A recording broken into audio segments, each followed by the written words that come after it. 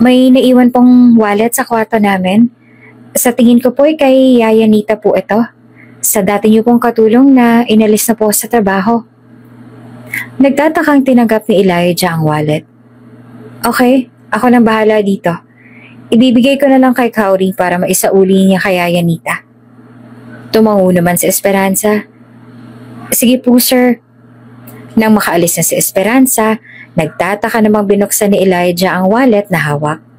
Sa katunayan ay hindi niya alam kung anong nagtulak sa kanya na pakialaman ng gamit na hindi naman sa kanya.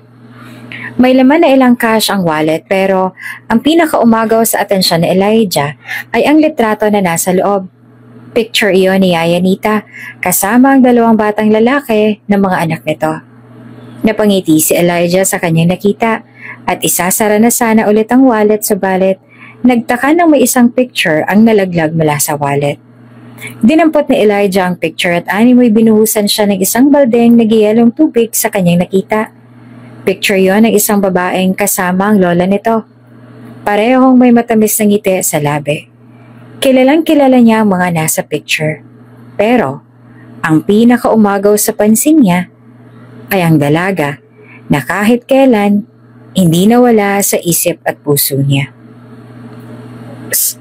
Sanita? Kung bago ka pa lang sa channel na ito, mga kwento ni Ate Jane, Story Mo, Ikwento Ko, huwag kalimutang pindutin ang notification bell at subscribe button. Kapag malaki na tayo, tulungan natin si Mama para hindi na siya mahirapan sa pagtatrabaho ha. Kailangan natin siyang mabigyan ng magandang buhay para hindi niya na kailangan na magkayod kalabaw para sa ating dalawa. Seryosong sabi ni Frixus sa kanyang nakababatang kapatid na si Filimon habang hawak ang ilang tali ng sampagita. Opo kuya, pangharap ko rin na mabigyan si Mama ng magandang buhay.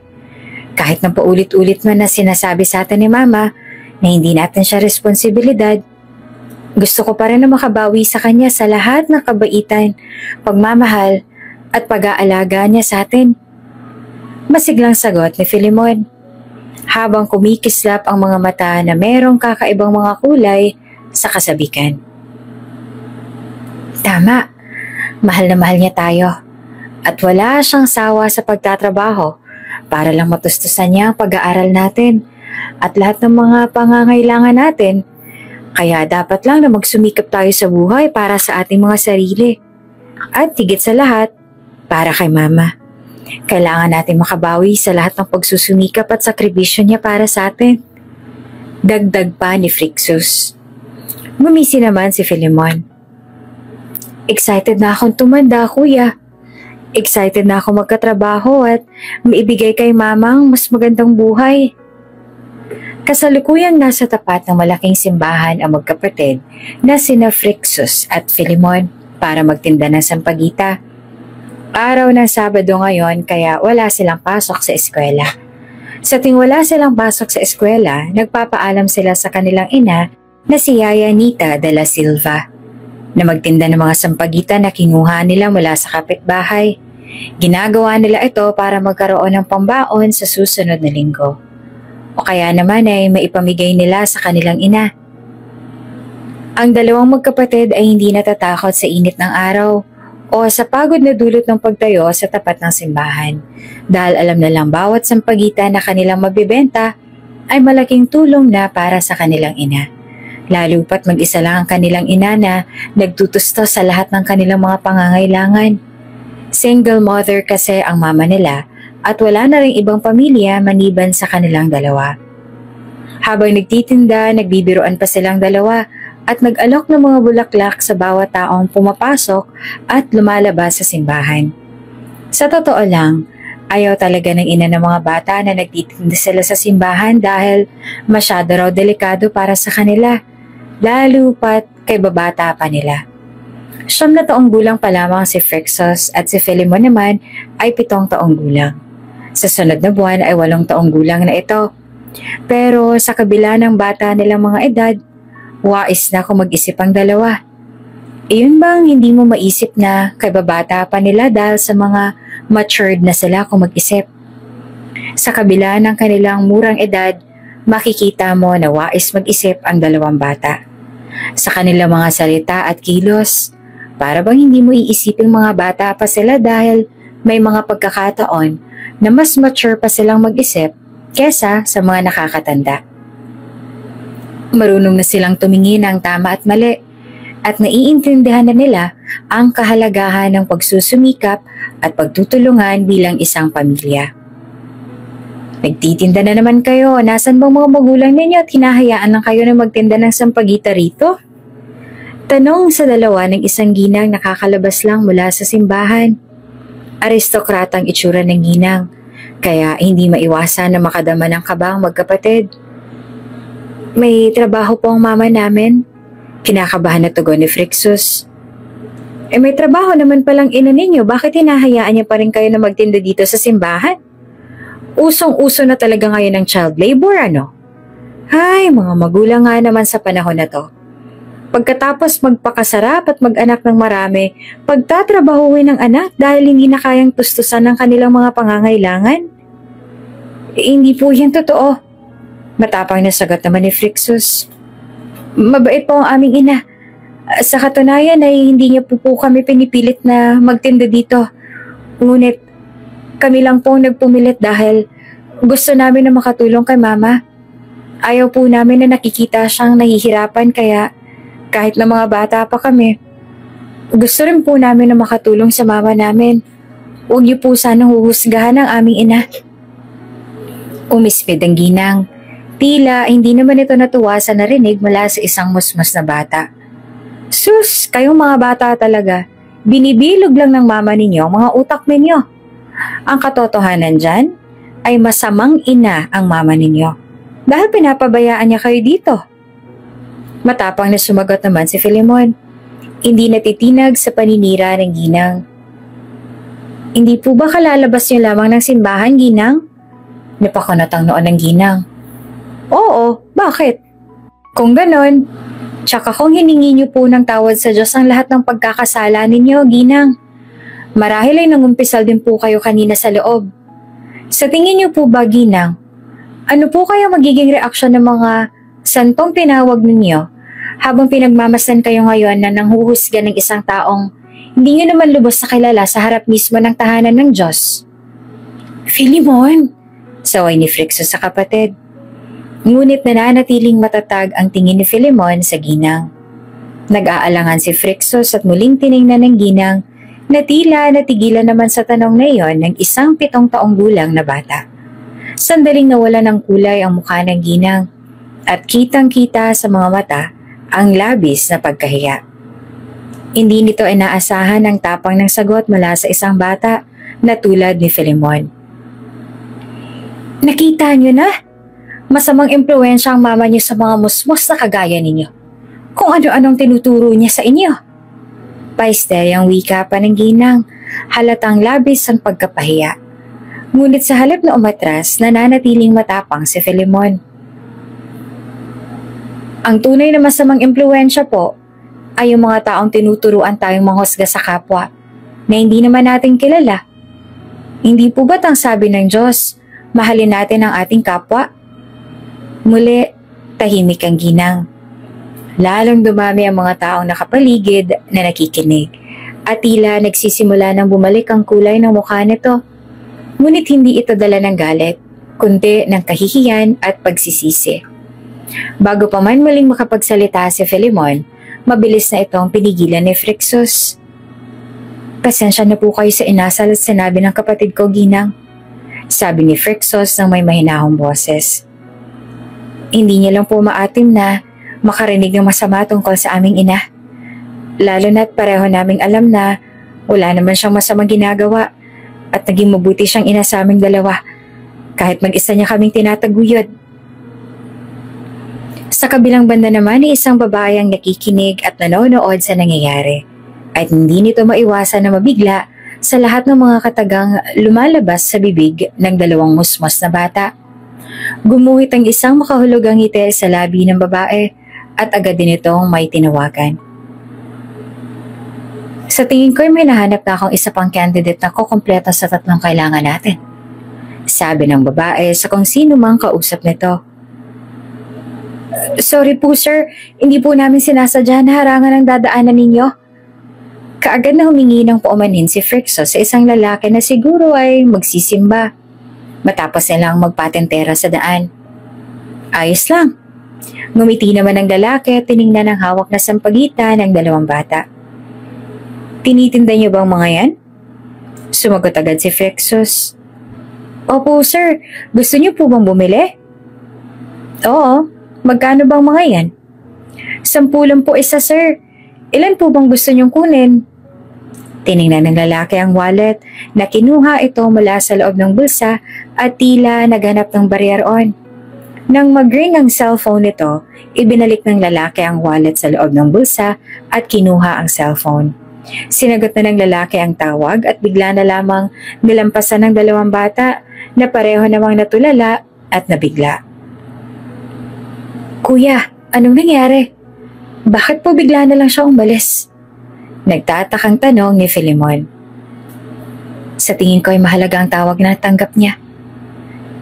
Hindi po kaya nahihiya siyang magsabi na wala siyang pera, kuya? Tingnan mo na lang yung sasakyan niya. Napakaganda at halatang mamahalin. Sa tingin mo ba wala siyang pera sa ganda ng sasakyan niya? Sabi ni Frixo sabay turo sa magandang sasakyan. Kung sa bagay, ang ganda nga ng sasakyan niya, kuya. Ngumiti naman si Filimon. Paglaki natin, kuya, bilhin tayo ng ganyang sasakyan, ha? Tapos lagi nating isakay si mama. Dali natin siya kahit saan man niya gustong pumunta. Oo naman. Masayang sagot din ni Frixo sa kapatid. Pero sayang, kuya. Akala ko makakabenta na tayo. Kaso, bigla na lang umalis yung mayamang lalaki. Napakamot din si Frixo sa ulo. Oo nga eh. Pero hayaan mo na, maaga pa naman. Tsaka kung may bibili pa sa atin. Hapon na makauwi ang magkapatid sa kanilang bahay at halos sabay sila ng mama nila na dumating. Nagtataka naman ang magkapatid kung bakit tila balisa ang mama nila at may malalim na inaalala. Ayos ka lang po ba, mama? May hindi po ba magandang nangyari? Nag-aalala na tanong ni Frixos sa ina. Wala naman anak, ayos lang ang mama. Medyo napagod lang ako. Marami kasi kaming ginawa kanina doon sa restaurant. Sagot ni Yaya Nita sa anak. Lumapit si Frixos sa tabi nito. Kapag may problema ka po, sabihin mo lang sa amin ni Filimon, mama. Hindi naman po kami makakatulong na maresolba yon. Tutulungan ka naman po namin para kahit papaano, gumaan po ang pakiramdam mo. Ngumiti si Yaya Nita sa maglalambing na anak.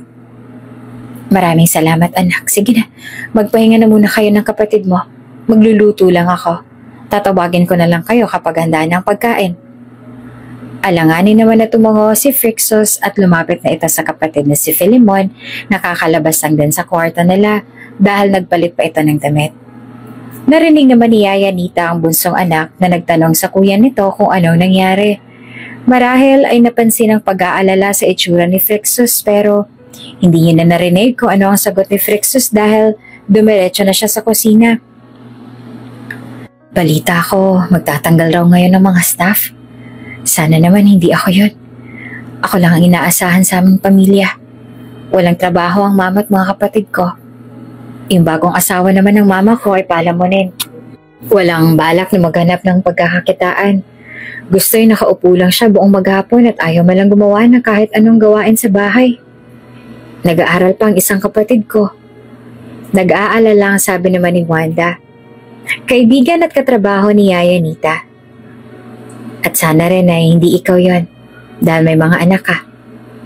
Tumango naman si Yaya Nita sabay nagbuntong hininga ng malalim at tinuloy pang pagpupunas niya sa mesa. Kahapon ay sinabi ng manager nila na ngayong araw ay kailangan nilang mag-alis ng ilang mga empleyado sa restaurant kung saan siya nagtatrabaho dahil masyado na raw silang marami. Ayun ang dahilan kaya malungkot siyang umuwi kagabi. Nangangamba kasi siya na baka isa siya sa mawawala ng trabaho ngayong araw.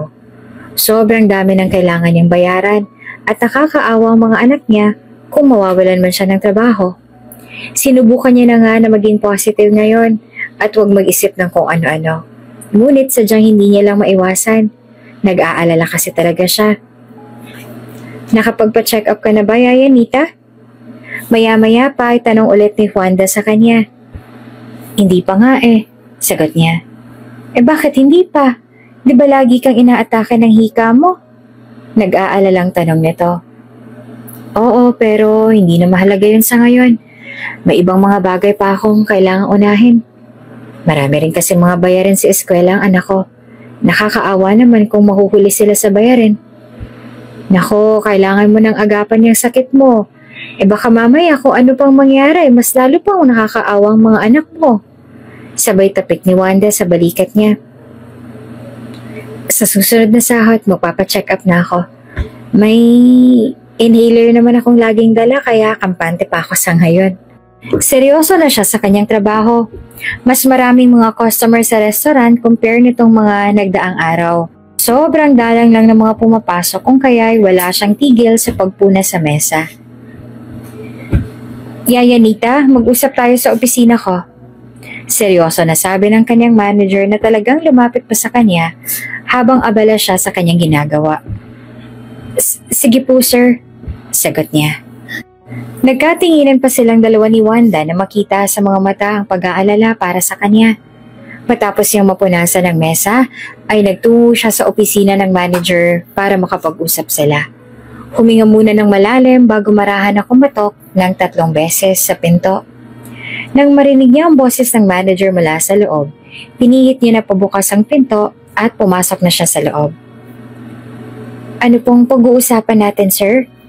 Formal niyang tanong sa manager na nasa laptop pa rin ang tingin. Nag-angat naman ito ng tingin sa kanya. Tila hinahanap ang magandang salita na isasagot. Kung natatandaan mo ay nag-announce ako sa inyo kahapon na may ilang mga empleyado na mawawalan ng trabaho dahil sa sobra ng mga staff. Mariin siyang lumunok tsaka dahan-dahan din na tumango. Isa po ba ako sa mga mawawalan ng trabaho ngayong araw? At dito na nga nagtatapos ang ating kabanata. Ano nga kaya ang dahilan kung bakit ipinatawag si Yaya Nita ng kanyang boss? Isa na nga ba siya sa mawawalan ng trabaho? Ngunit paano ang kanyang mga anak? Subaybayan natin ang kwento ni Yaya Nita sa mga susunod na kabanata. Kung bago ka pa lang sa channel na ito, mga kwento ni Ate Jane, Story Mo, Ikwento Ko, huwag kalimutang pindutin ang notification bell at subscribe button. Hindi mo ako kailangan sundan whatever your name is. Yaya Nita pong pangalan ko, sir. At kailangan po kitang sundan dahil yun po ang trabaho ko. Kung bago ka pa lang sa channel na ito, mga kwento ni Ate Jane, Story Mo, Ikwento Ko, huwag kalimutang pindutin ang notification bell at subscribe button. Isa po ba ako sa mawawalan ng trabaho ngayong araw? Yes. Nakausap ko na ang boss tungkol dito. At ipiniliwanag ko na rin sa kanya ang tungkol sa sitwasyon mo, ngunit buo na ang pasya nila na tanggalin ka sa trabaho. May mabigat po bang dahilan kaya ako ang natanggal sa trabaho? Hindi po ba nila nagustuhan ang trabaho ko? Tanong niya. Sa totoo lang ay wala rin ako nakikita na sapat na dahilan para ikaw ang dapat mawala ng trabaho. Alam ko kung gaano ka kasipag sa trabaho mo. Kaya nga pinaglaban kita sa mga boss natin. Subalit sadyang buo na ang desisyon nila na ikaw ang mapili sa mga mawawalan ng trabaho ngayong araw na to. Malungkot itong paliwanag. Wala na po bang ibang dahilan para hindi po ako mapabilang sa mga mawawalan ng trabaho ngayong araw? May mga anak po kasi akong binubuhay. Ako lang ang mag-isang nagtataguyod sa kanila kaya hindi po ako pwedeng mawalan ng trabaho. Halos nagsusumamong sabi niya. Wala nang ibang paraan, Yaya Nita. Nagbuntong hininga ng malalim ang manager. Ganon pa man, may alam akong trabaho na sa tingin ko ay makakatulong sa'yo. Talaga? Ano po yun, sir? In-slide nito sa mesa ang isang calling card palapit sa kanya. Tawagan mo lang ang number na andyan. Naghahanap sila ng katulong ngayon. Malaki ang sahod nila kaya malaking tulong ang trabaho na yan para sa'yo at sa mga anak mo. Kinuha ni Yaya Nita ang calling card at tiningnan niya ng mabuti. Kakilala ko yan naghahanap ng katulong. Mababait sila, kaya kung sakali man na matanggap ka sa trabaho, wala ka rin kahit ano magiging problema sa kanila. Sabihin mo lang sa kanila na ako nag-refer sa'yo kapag mag-apply ka.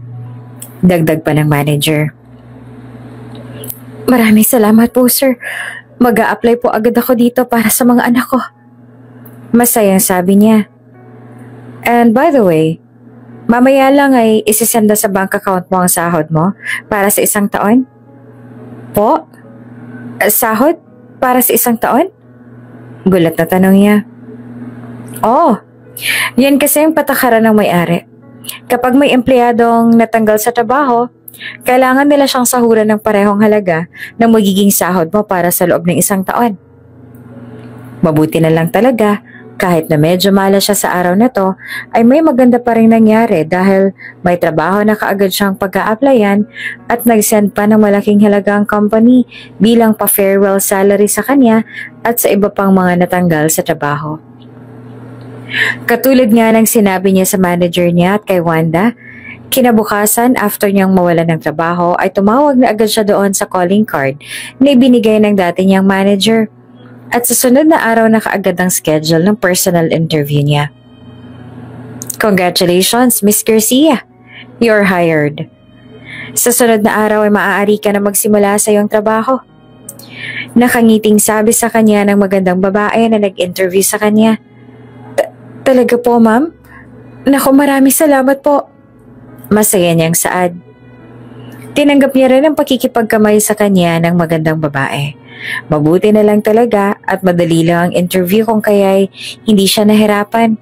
At mabait din ang magandang babae na nagtanong sa kanya na nagpakilalang si Cowrie Cruz. Sekretary daw ito ng lalaking kailangan niyang alagaan at bantayan ng mabuti. Sa totoo lang, ang akala talaga ni Yaya Nita ay katulong ang papasukin niyang trabaho. Pero ipinaliwanag sa kanya ni Ma'am Cowrie na kailangan niya at ng dalawa pang bagong hire na mag-alaga sa boss nitong may sakit. Malaki ang sahod kaya hindi na siya nagdalawang isip pa. Sobrang saya naman ng mga anak niya nang malaman na may bago na agad siyang trabaho.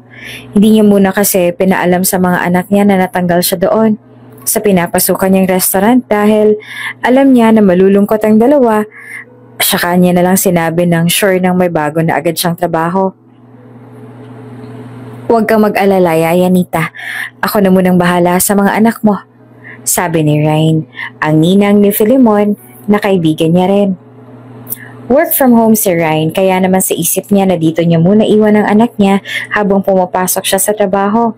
Dahil sa close rin naman si Ryan sa mga anak niya ay agad itong pumayag na doon muna ang dalawa sa bahay nito as long as magpo-provide siya ng needs ng dalawa. Maraming salamat, Ryan. Pasensya ka na kung pati ikaw ay naabala ko, ha. Walang anuman. Mas okay na rin na dito muna sila sa akin. Para naman may kasama ako. Natatakot din kasi ako mag-isa dito. Para bang may multo akong kasama dito. Pabulong na lamang nasabi ni Ryan ang huling sinabi nito. Dahil ayaw na marinig ng mga anak niya. Ayaw ata matakot ang dalawa. Hindi madali kay Yaya Nita na malayo sa mga anak niya, ngunit kailangan niya na magtrabaho para sa kanila. Mabuti na lamang at nauunawaan naman niya ng dalawa kaya hindi sila nagtampo sa kanya. Umiyak lang dalawa nang kailangan niya nang umalis. Silang makakasama mo, Yaya Nita. Maliban sa kanilang dalawa ay may iba pang mga katulong dito sa mansyon. Bale, 10 kayong lahat dito sa mansyon. Pero ang 7 ay naka-assign na sa ibang mga gawaing bahay. Kayong 3 naman na naka-assign para alagaan si Mr. Martinez. Paliwanag sa kanilang 3 ni Ma'am Cowrie na siya rin sumundo kanina kay Yaya Nita doon sa gate ng village. Yaya Nita, meet Esperanza and Bermuda. Sila makakatuwang mo sa pag-aalaga kay Mr. Martinez. They are just few years older than you kaya sa tingin ko ay madali lang kayo na magkakasundo.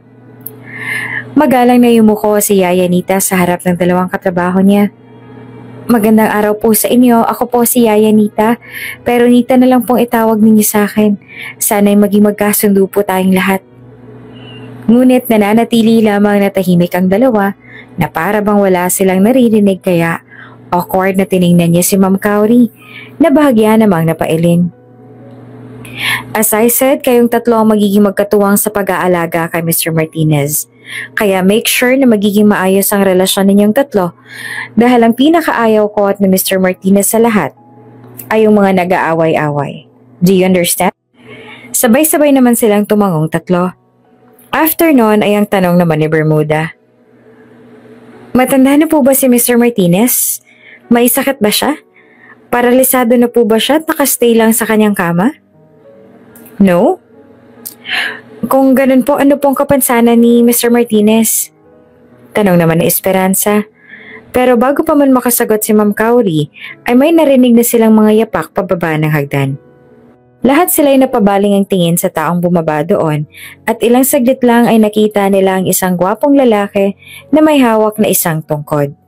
Bata pa ito at sa tingin ni Yaya Nita ay ilang taon lang ang agwat ng edad sa kanya. Nang mag-angat ng tingin ng lalaki ay sandali pang nagtagpo ang mga mata nilang dalawa at sa hindi malamang dahilan biglang bumilis ang tibok ng kanyang puso. He is Mr. Elijah Martinez. Boses iyon ni Ma'am Cowrie. Kaya silang tatlo ay takang-taka na sinundan ng tingin ng lalaki na hindi sila pinansin at umalis na. Siya pong kailangan naming bantayan? At alagaan? Nagtatakang sabi ni Esperanza. Pero mukha naman po siyang okay, Mama. Ang bata niya pat wala naman po ako nakikitang problema sa kanya. Inaasahan ko nang marinig mula sa inyo ang mga tanong na yan. Wika ni Ma'am Cowrie. But you're wrong. Hindi siya okay sa ngayon. Ano pong mali kay Sir Elijah, Ma'am? Tanong naman ni Yaya Nita. His name is Elijah Martinez. 35 pa lang siya pero na-diagnose na siyang may sakit. Naging makakalimutan siya sa kanyang edad. Dati siyang kilalang abogado at nagmamay-ari ng isang malaking law firm. Subalit na nasangkot siya sa isang malagim na trahedya, nakomatose siya sa loob ng ilang buwan. At nang muling magkamalay, hindi na siya nakakaalala. Madalas niya na rin na makalimutan ang lahat ng bagay. Kahit pa kanina lamang nangyari ang lahat ng yon. Kailangan din nating bantayan ang kalusugan niya dahil may chance na magka-seizure at mag-bleed siya. Which, sobrang mapanganib. Seryoso na paliwanag sa kanila ni Ma'am Cowrie. Ang foster parents niya ang nagnanais sa kumuha ng 3 titingin sa kanila at magpapakatiwalaan na mag-aalaga sa kanilang anak. Kaya sana pagbutihan niyo ang trabaho niyo dito. Ipapaalala ko lang sa inyo na marami kayong benefits na makukuha kung gagalingan ninyo ang inyong mga trabaho. Sinabi rin sa kanila ni Ma'am Cowrie ang mga trabaho na naka-assign sa kanilang 3. Si Esperanza ang naka-assign sa paghahanda ng mga pagkain ni Mr. Elijah Martinez. Si Bermuda naman ang in-charge sa mga gawain sa trabaho ni Mr. Martinez. Ito ang dapat na magpaalala kay Mr. Elijah Martinez ng mga kailangan nitong gawin, kasama ng mga meeting, appointments at iba pang mga gawain na may kinalaman sa kanyang trabaho. Samantala, si Yaya Nita naman ang naka-assign sa personal at mga pang-araw-araw na gawain ni Mr. Martinez. Dahil nga sa pagiging ulyanin na ni Mr. Martinez, kinakailangan niyang paalalahanan ito sa lahat ng aspeto. Mula sa simpleng pagligo, pag-ehersisyo, pag-inom ng gamot at iba pang mga bagay na kailangan itong gawin sa loob ng isang araw. Mahalagang masiguro na nagagawa ni Mr. Martinez ang lahat ng ito upang manatili itong maayos at nasa tamang kondisyon. Araw-araw. Magandang araw po sa inyo, sir. Ako nga po pala si Yaya Nita de Silva. Magalang napakilala ni Yaya Nita sa binatang boss niya na nasa harapan niya ngayon at nananatiling malamig ang tingin sa kanya. Tinanong ko ba kung anong pangalan mo? Masungit nitong tanong sa kanya. Nabigla naman si Yaya Nita dahil hindi niya inaasahan ang pagiging masungit nito. Pasensya na po, sir. Hindi na ulit siya nito kinibo at iniwan na siya roon. Pero dahil nga sa trabaho niya na sundan ito para paalalahanan sa lahat ng mga bagay, ay sumunod naman agad siya sa boss niya na tila ay hindi naman ito nagustuhan. Tumigil ito sa paglalakad at inis siyang hinarap. Hindi mo ako kailangang sundan, whatever your name is. Yayanita po ang pangalan ko, sir, at kailangan po kitang sundan dahil yun po ang trabaho ko. Magalang na sagot niya. Anong trabaho? Naguguluhan na tanong nito. Tila may katotohanan niyang sinabi ni Ma'am Cowrie tungkol sa kondisyon ng boss niya at sobrang bilis nga nitong makalimot. Kahapon po ay nag-start po ako sa trabaho na maging katulong po ninyo. Kailangan ko raw po na ipaalala sa inyo ang lahat ng kailangan ko pong gawin para sa araw-araw. Mabait na paliwanag niya. Sandali ito napaisip sa sinabi niya pero tila kahit anong gawin na paghalongkat sa isip ay wala itong maalala sa nangyari. I don't remember hiring someone to do that. Si Ma'am Cowrie po ang nag-hire sa amin, sir. Amin? Why? Ilan ba kayo? And who's Cowrie? 3 po kami, sir. Nakilala niyo na rin po ang 2 kahapon. Si Ma'am Cowrie po ay ang sekretary ninyo. I don't remember. Ang nasabi nito. Tumango naman si Yayanita. Ngayon ay mas nauunawaan niya na kung bakit kailangan ni Sir Elijah ang mag-hire ng katulad niya. Naiintindihan ko po, sir. Hayaan niyo po mamaya. Makikilala niyo po ulit sila. Malamig lamang siyang tiningnan ni Elijah sa mga mata bago bigla siyang tinalikuran at tumuloy na ito sa paglalakad. Agad niya naman itong sinundan hanggang sa pumasok na ito sa loob ng kwarto. Ang sabi kasi ni Ma'am Cowrie sa kanya, huwag na huwag niyang aalisin ang mga mata niya dito dahil maaaring mapahamak ito. Nang maramdaman nito ang presensya niya, ay humarap ulit ito sa kanya. Makikita sa mukha nito ang pagkainis. Sino ka ba? At bakit ba mula pa kanina mo ako sinusundan? Inis itong tanong. Nalimutan na naman ito ang pangalan at paliwanag niya kanina. Ako po si Yayanita. Alalay niyo po ako. Nandito po ako para ipaalala sa inyo ang lahat ng kailangan niyong gawin. Bakit kailangan na walang tigil mo akong sundan? Yun po kasing sabi sa akin na kailangan ko pong gawin, sir. Don't follow me. I really hate it when someone keeps on following me. Inis na sabi nito at tumuloy na nga sa paglalakad patungo sa banyo kaya sinundan niya naman ito kahit naramdam niyang naiinis ito sa kanya. Pasensya na po, sir. Alam ko po na ayaw niyo sinusundan kayo pero kailangan ko po kasi na gawin to dahil ito po ang utos si Ma'am Cowrie na gawin ko. Maagap na paliwanag niya nung umikot na naman ito paharap sa kanya. Iihi lang ako. Kailangan mo pa ba akong sundan pati sa loob? Gusto mo rin ba na ipaalala sa akin kung paano umihi ng tama? Tumingin si Yayanita sa pinto ng banyo bago binalik ang tingin sa mukha nito at saka sumagot. Maghihintay na lang po ako dito sa labas, sir. Inis lamang siya nitong inirapan bago pumasok sa loob ng banyo at iniwan siya sa labas. Si Yayanita naman ay naghintay lang sa labas. Iniisip kung ano pa bang mga gagawin ni Mr. Martinez ngayong araw na kailangan niyang ipaalala ditong gawin. Makalipas ang ilang sandali ay bumukas na ulit ang pinto kaya agad siyang umayos para makita agad siya ni Mr. Martinez.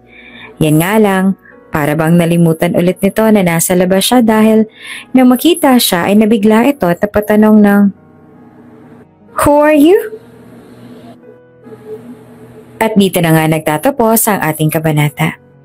Hanggang saan ang kayang gawin ni Yayanita para sa kanyang alaga? May tsansa pa kayang maging magkasundo silang dalawa? Abangan sa susunod na kabanata.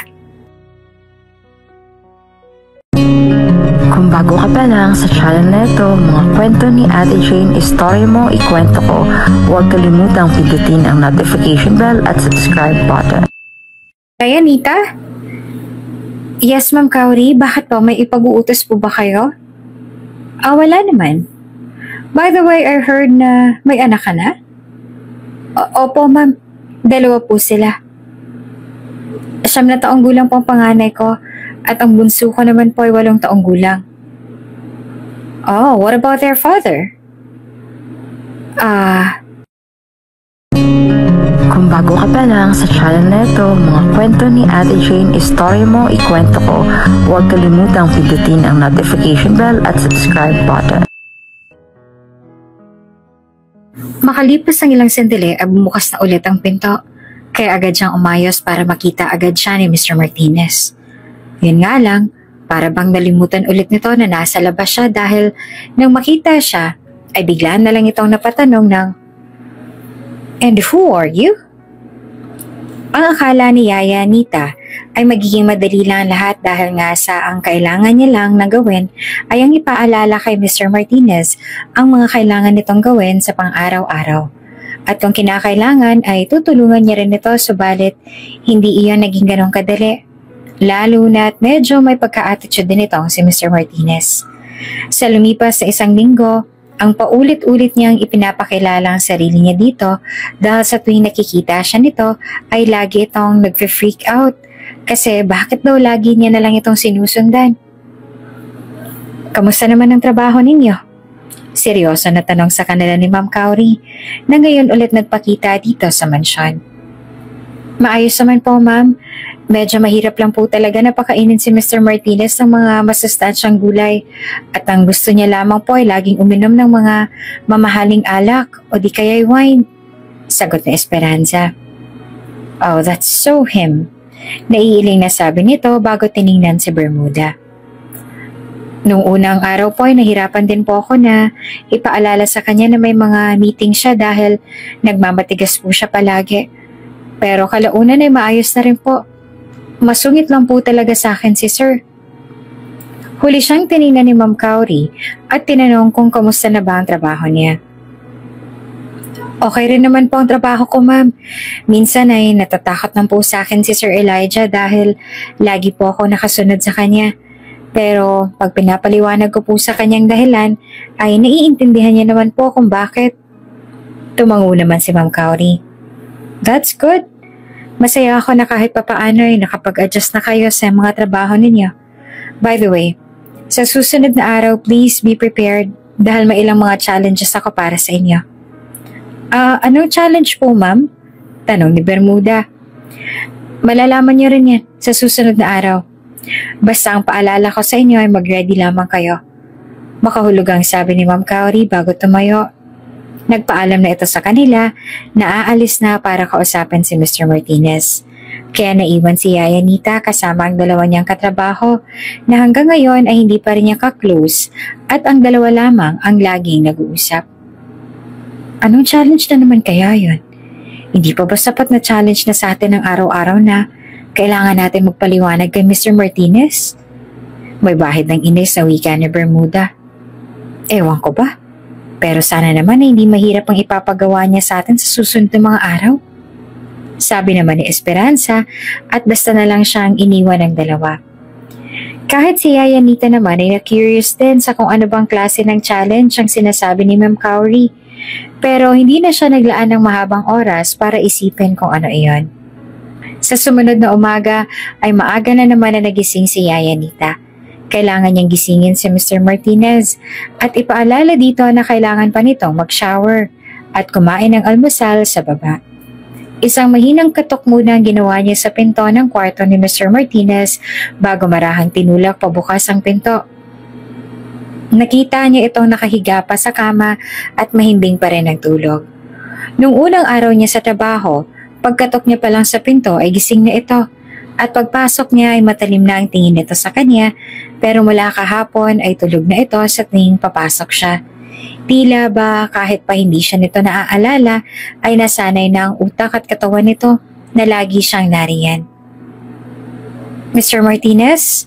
Marahan niyang tawag dito. Tsaka naglakad siya palapit sa tabi nito. "Sir Elijah, gising na po kayo. Kailangan mo nang gumising, sir." Nang hindi pa rin daw gigising, ay umuko siya at mahina niya itong inalog. "Sir? Sir Elijah?" Ngunit hindi pa rin ito nagigising kaya inabot niya ang kamay at mukha nito. "Sir?" Nabigla siya nang bigla na lang nitong hawakan ang kamay niya at nagmulat ito ng mata ngunit hindi tulad nung nagdaan ay walang bakas ng takot o gulat sa mga mata nito. Sa halip, Diretso lamang itong nakatingin sa kanya. Sir, nauutal na wika niya bago inagaw ang kamay niya na hawak nito. Pasensya na po, sir. Alam ko po na ayaw niyo pong hinahawakan kayo, ngunit kanina ko po kayo kasi ginigising pero ayaw niyo pong magising. Kailangan niyo na pong bumangon, mag-shower at kumain ng almusal. Dahil sa pagkakaalam ko po may nakaschedule po kayo na appointment sa doktor ninyo ngayong araw. Hindi man kumibo si Mr. Martinez. Bumangon na lang ito at bumaba na sa kama. Nang pumasok na ito sa banyo ay naiwan siyang mag-isa doon. Nangihinang naupo siya sa kama at napasapo niya ang sariling dibdib. Hindi niya malaman kung ano ang tunay na dahilan ng sobrang bilis ng tibok ng puso niya. Dahil ba ito sa takot kanina? Naghintay na lang siya doon hanggang sa matapos na si Mr. Martinez sa kung ano man ang ginagawa nito sa loob ng CR. Hindi rin naman ito nagtagal sa loob at lumabas na. Mukhang nag-toothbrush at nagilamos lang dahil magulo pa ang laging maayos nitong buhok. Ang boss niya lang siguro talaga ang kilala niya na gwapo pa rin kahit na bagong gising lang. Samahan ko na po kayo sa baba, sir. Sabi niya kay Mr. Martinez tsaka tahimik siyang tumayo. Wala naman siyang natanggap na sagot mula kay Mr. Martinez at pareho silang walang imik na bumaba. Pagdating nila doon ay nakahanda na ang almusal ni Mr. Martinez at maging ang gamot na iniinom nito ay nakahanda na rin. Nang umagang yon ay dumating na si Ma'am Cowrie at ito nang sumama kay Mr. Martinez papunta sa appointment ito sa doktor at sinabi na hindi na nila kailangan na sumama kaya naiwan silang tatlo sa mansyon. Ginamit naman ni Yaya Nita ang chance na yon para tawagan ang kaibigan niya at itanong kung kamusta na ba ang mga anak niya. Eto mama, okay lang po kami ni Filimon dito. Sana okay ka lang din po dyan mama. Boses naman iyan ni Frixos mula sa kabilang linya. Napangiti naman si Yaya Nita. Ayos lang din ang mama dito anak. Kamusta na palang pag-aaral ninyo? Lagi po kami pumapasok ni Filimon mama. Wala nga po kaming absent eh. At talaga? Mabuti naman kung ganun. Pagbutihan niyo palalo sa pag-aaral ha. Opo mama. Mama, naka-perfect po ako sa quiz po namin kanina. Ang galing ko po, Mama, no? Masaya naman na pagmamalaki ni Filimon. Mas lalo namang lumawak ang ngiti niya ng dahil doon. Aba, ang galing-galing naman pala ng bunso ko na yon. Tama yan, anak. Galingan niyo pa ang kuya mo, ha? Mas lalo ako na-inspire ng dahil sa inyo. Opo, Mama. Promise po. Ginagalingan po namin ni kuya sa school. Miss na miss ka na po namin, Mama. Miss ko na rin kayo mga anak. Hayaan niyo sa susunod na linggo ay makakapagbakasyon na ako riyan ng 2 araw. Excited na po kami, Mama. Masaya na si Yaya Nita na marinig ang boses ng mga anak niya na sobrang miss na miss niya na. Pinaalalahanan niya ang dalawa na magpakabait sa tita nito bago niya pinatay ang tawag dahil baka bumalik na sina Ma'am Cowrie at Sir Elijah. Sa tingin mo, ano kayang tunay na relasyon ni na Ma'am Cowrie at Sir Elijah? Napadaan lang sana sina Yaya Nita sa sala pero narinig niya na nag-uusap sina Bermuda at Esperanza kaya narinig siya ng mga ito.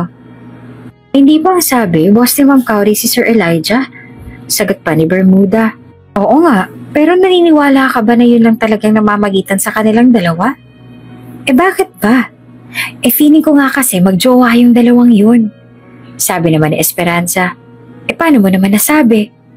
Basta, feeling ko lang. Iba rin kasi ang closest ng dalawa. Hindi naman ugali ni Yaya Nita na pag-usapan ang buhay ng mga boss niya kaya tumuloy na siya sa paglakad at umakyat muna sa kanyang silid habang hinihintay ang pagbabalik ni Ma'am Cowrie at Sir Elijah. Yaya Nita? Nasa kusina si Yaya Nita nang pumasok si Ma'am Cowrie. Tinawag siya nito. Bakit po ma'am? May pag-uutos po ba kayo? No, wala naman. Tugnito't naupo siya sa silya. I heard na may anak ka na daw? Opo ma'am, 2 po sila. Really? Ilan po ang mga anak mo? 9 na taong gulang po ang panganay ko. Ang bunso naman po ay 8 taong gulang na sa susunod na buwan po. Sobrang babata pala talaga nila, no? And yet they're so smart. Hindi naman masyadong narinig ni Yaya Nita ang huling sinabi ni Ma'am Cowrie. Dahil bulong na lang yon kaya nagtaka siyang nagtanong kung ano sinabi nito. Oh, it's nothing. Ngumiti naman sa kanya si Carrie. Nasa na pala sila ngayon? Nasa bahay po ng kaibigan ko sila nagsistay. Sagot niya. Bakit naman doon? May trabaho din ba ang asawa mo? Wala po akong asawa, ma'am. Oh, I'm sorry to ask. Pero hiwalay na ba kayo? Hindi po ako nagkaasawa, ma'am. Aniya. So, your children? Si Frixus po, panganay po siya ng anak ng pinsan ko. Pero nung nagkapamilya ang pinsan ko, ayaw niyang isama si Frixus papuntang Amerika dahil ayaw daw ng asawa niya. 1 taong gulang pa lamang po nun si Frixus. Sobrang naawa po ko sa kanya kaya inampun ko po. What about your youngest? Sa'yo din ba siya? Umiling si Yaya Nita. Hindi po. Nung nasa probinsya po kasi ako at nalaman ng mga tao doon na nag-ampon ako, may dalagang nagpunta sa akin at binigay niya sa akin ang anak niyang lalaki. Yun po si Filimon. May lahing Banyaga raw po nakabuntis sa dalaga subalit hindi raw po matanggap ng magulang niya ang anak niya. Hindi rin daw siya makapagtrabaho dahil sa bata kaya nakiusap po siya sa akin na ampunin ko ang bata at ituring ko raw po na para bang sarili ko na ring anak. At ginawa mo naman? Opo, silang dalawa po. Mahal na mahal ko po sila. Sila po ang dahilan kaya nagtatrabaho po ako ng mabuti. Ayoko po kasi na nagpupumilit sila na magtinda ng sampagita sa simbahan tuwing wala silang pasok para lang makatulong sa akin at para may pangbaon silang dalawa. Naaawa po ako sa mga anak ko. You're really a good mother. Nahihiya siyang ngumiti. Salamat po, ma'am. Bukas na ang sinasabi ni Ma'am Cowrie na i-challenge sila nito. Ang kaso ay may problema siya. Gabi kasi before noon ay bigla na lang siyang inatake ng hika niya. Halos hindi siya makatulog dahil sa hindi na talaga siya makahinga. Kahit na nakaupo na siya sa kanyang kama kaya naman kinabukasan ay nangihina talaga siya at tila napansin naman yun ni Ma'am Cowrie. Oh, ayos ka lang ba, Yaya Nita? May sakit ka ba? Wala po, ma'am. Ayos lang po ako. Pareho nagkasalubong ang kilay nito. Are you sure? Namumutla ka at malaki rin ang dark circles mo. Nakatulog ka ba? Ngumiti naman siya ng bahagya. Ayos lang po talaga ako, ma'am. Bagaman makikita pa rin sa mukha ni Ma'am Cowrie ang pag-aalala, ay tumango ito at nagsimula ng ipaliwanag sa kanilang tatlo kung ano ba ang dapat nilang gawin sa araw na yon. Kung natatandaan nyo ay nabanggit ko sa inyo noon ang tungkol sa nangyari kay Mr. Martinez at kung paanong araw-araw ay laging nasa panganib ang buhay niya dahil hindi natin alam kung kailan ba siya muling magsi-seizure o kaya ay mag-bleeding. Kaya ngayon, gusto ko masubok ang kakayahan ninyo at kung ano ang dapat yung gawin kapag nangyari yan sa kanya nang sa ganun ay mailigtas natin ang buhay niya. Pinalapit ni Ma'am Cowrie ang isa sa mga bodyguard ni Mr. Martinez na nakatayo.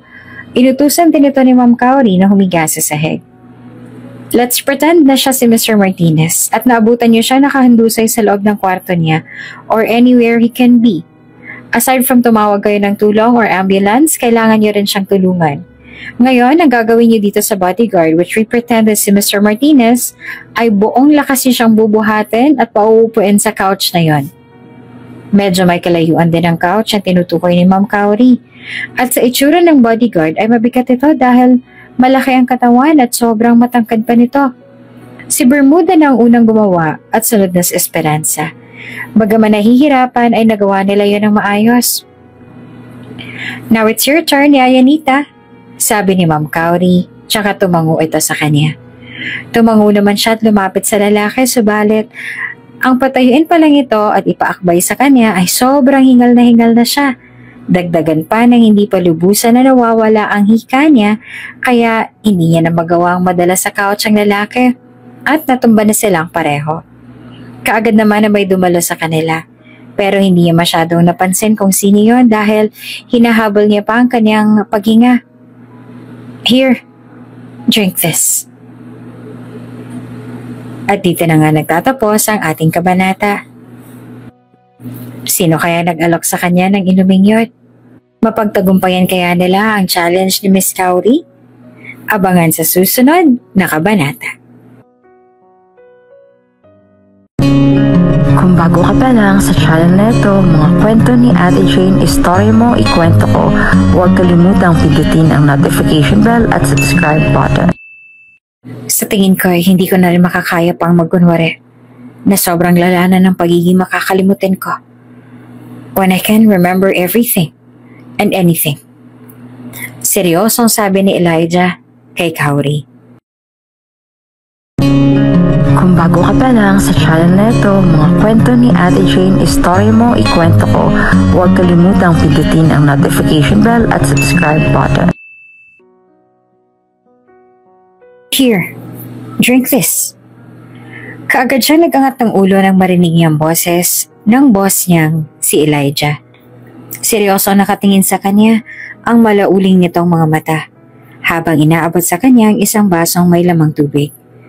Nang mapuna nito ang pagtataka sa kanyang itsura, ay itinuro nito si Ma'am Kauri na may pinapagawa na kay Bermuda at Esperanza.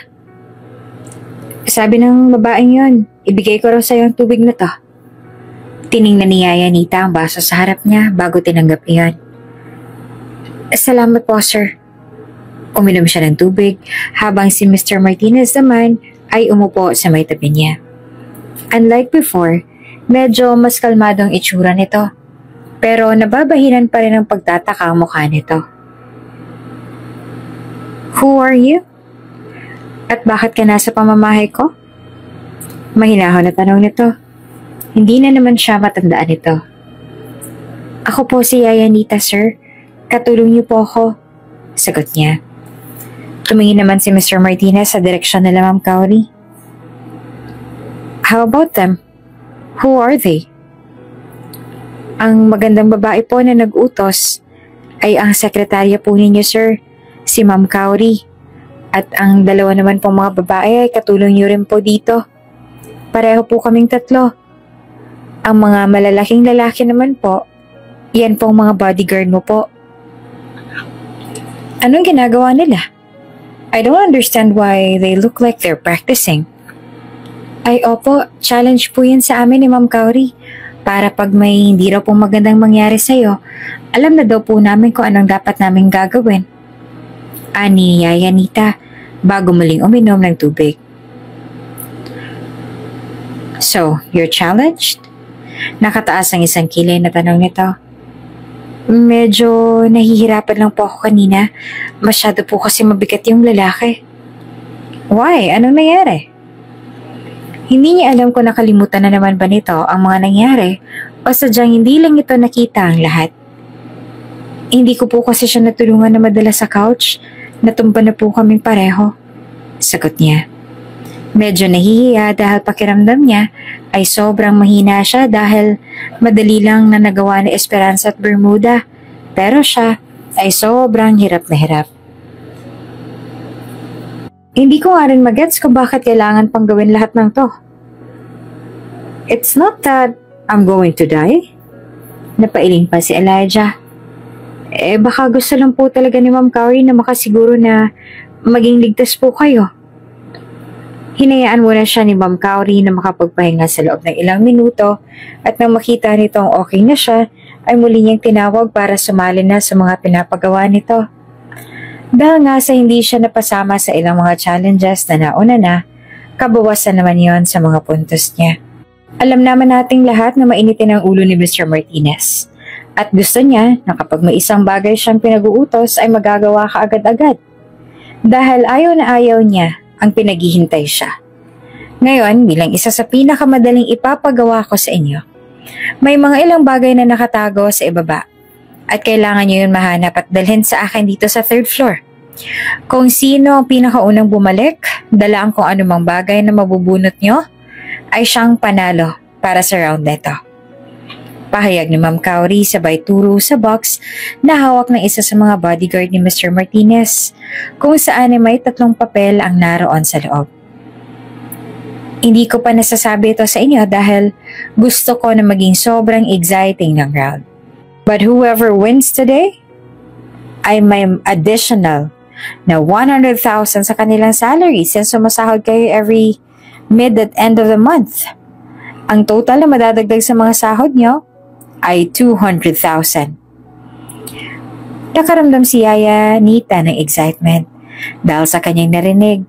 Dahil napakalaking halaga ng 200,000 na yon para sa kanya at sa mga anak niya. Magiging malaking tulong na yon, subalit dahil sa mga kabawasan ng puntos niya kanina, mukhang malabo na siyang magwawagi. Sinulipan ni Yaya Nita ang dalawa niyang katrabaho. Nakitang-kita ang labis na excitement at kagustuhan na manalo ito. Naging mas lalo pang competitive ang dalawa. Bumunot na sila ng box at ang nakuha ni Yaya Nita ay isang susi ng sasakyan. Kailangan niyang mahanap ang susi ng kotse ni Mr. Martinez at bumalik kung nasaan si Ma'am Cowrie sa lalong madaling panahon. Good luck, Yaya Nita. Nakangiting sabi sa kanya ni Ma'am Cowrie dahil siya ang huling bumaba.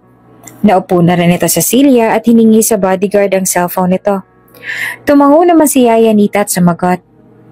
Salamat po, ma'am. Una niyang hinanap sa living room ang susi, subalit hindi niya ito nahanap doon. Kinakabahan na siya dahil baka siya na naman ang pinakahuli na bumalik o di naman kaya ay hindi niya mahanap ang susi. Hindi niya pa naman alam kung ano nga bang consequences ng pagkatalo sa challenge na ito. Sa kabilang banda naman ay tahimik na nakaismid lamang si Elijah. Nasa loob lamang ito ng opisina at pinapanood ang tatlo niyang katulong na abala pa rin sa paghahanap. Pero pinakamas na pa ako ang tingin niya kay Yaya Nita. Nahalatang nahihirapan. Kanina pa napapansin ni Elijah na hirap sa paghinga si Yaya Nita. Kanina nga, buong akala niya ay hihimatay na ito. Mabuti na lamang at hindi naman. Nang mag-vibrate ang cellphone niya ay dinampot niya iyon at binasa ang mensahe na natanggap niya mula kay Cowrie. Your car key. Iyon naging sagot ni Cowrie sa tanong niya na kung anong item ang dapat na mahanap ni Yaya Nita. Which car? Reply niya kay Cowrie. Lamborghini. Nang mabasa ni Elijah ang sagot ni Cowrie, ay napatingin siya sa susi na nasa tabi ng laptop niya. Kanina ay nakita niya ang susi sa living room. Ang buong akala ni Elijah ay nakalimutan niya ito roon kaya kinuha niya at dinala sa opisina niya. Hindi niya alam na ito pala ang item na kailangan na mahanap ni Yaya Nita. Oh great! Ang nasabi ni Elijah sa sarili. Bago umahon sa kinauupuan niya at kinuha ang susi. Bumaba siya at nagtungo sa kusina. Ang tanging hindi pa lamang napupuntahan ni Yaya Nita para maghanap at sa stool kung saan madali lang ni Yaya makita ang susi niya na doon niya lang pinatong. Nang marinig ni Elijah ang mga yapak na paparating, ay madali siya na nagtago at sumilip sa makikita kung sino man ang pumasok sa kusina. Hindi niya namalayan na napangiti na pala siya nung makita na si Yaya ang pumasok. Nahanap din kita. Masaya na sabi ni Yaya Nita sa sarili na makita na ito nga ang susi na kailangan niyang mahanap.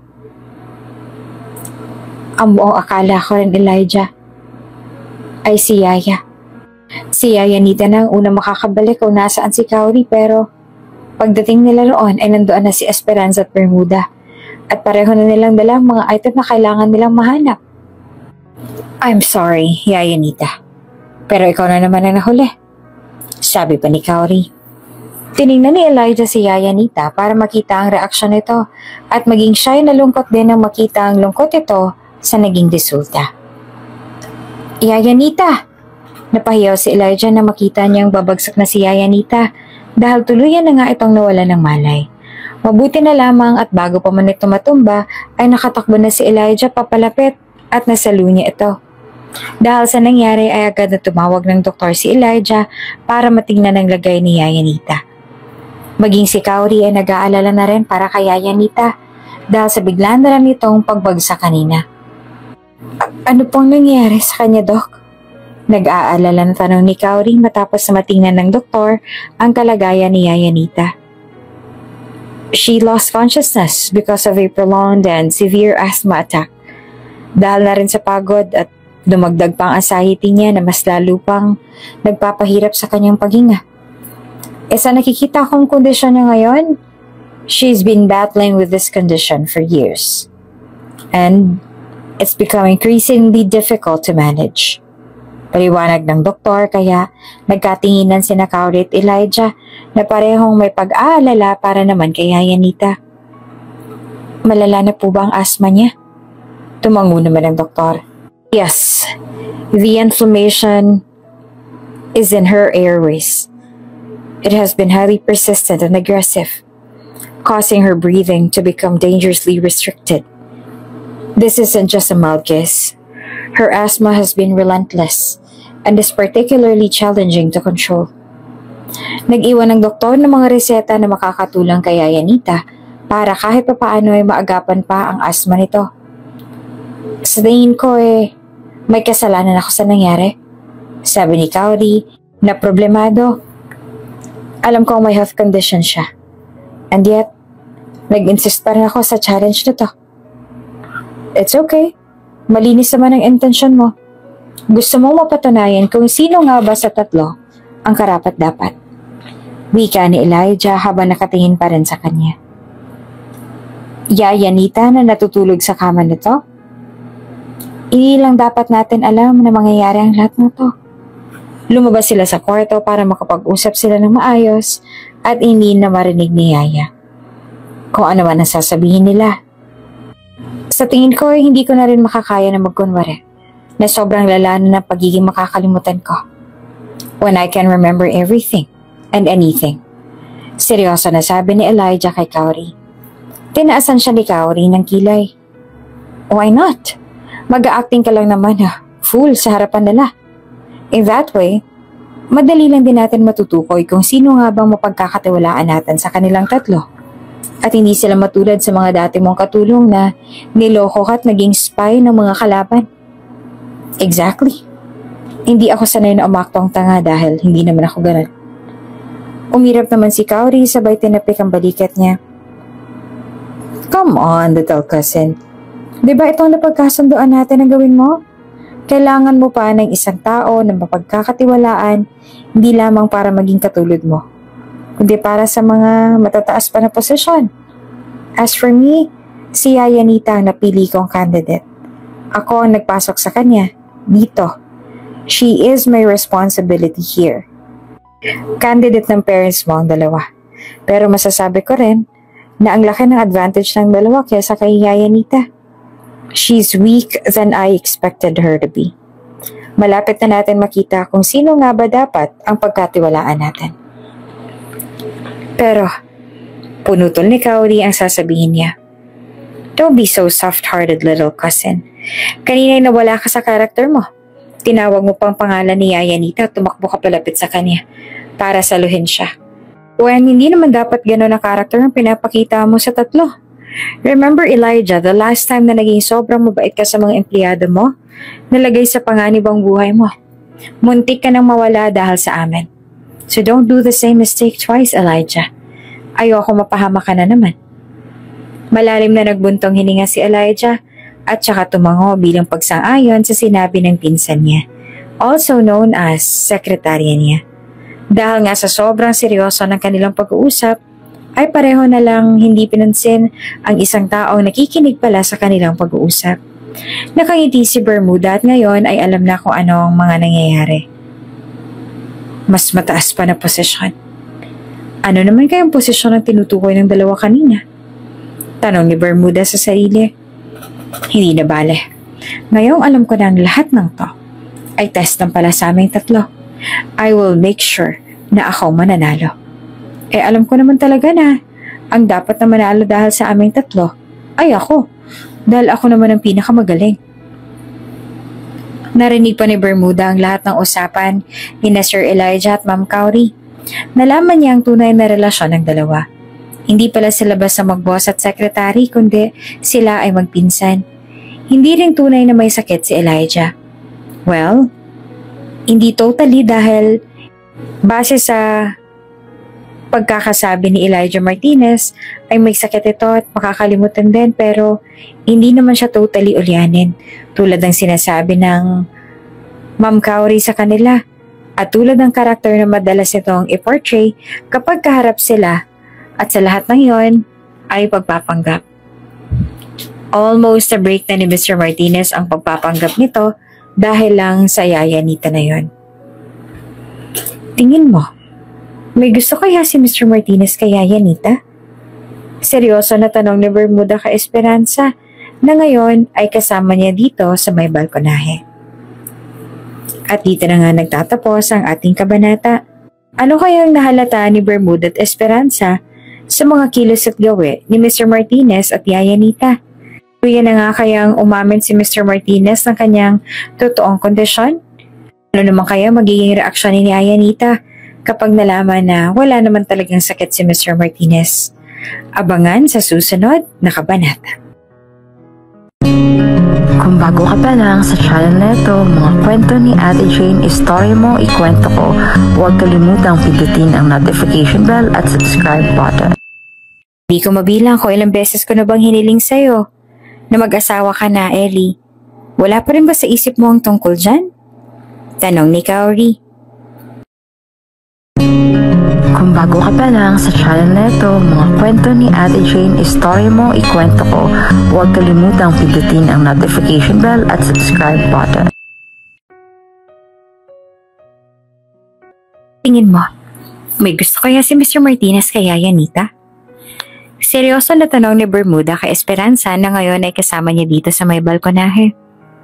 Ha? Bakit mo naman biglang natanong yan? Sa tingin mo ba magkakagusto yun si Mr. Martinez kay Yayanita?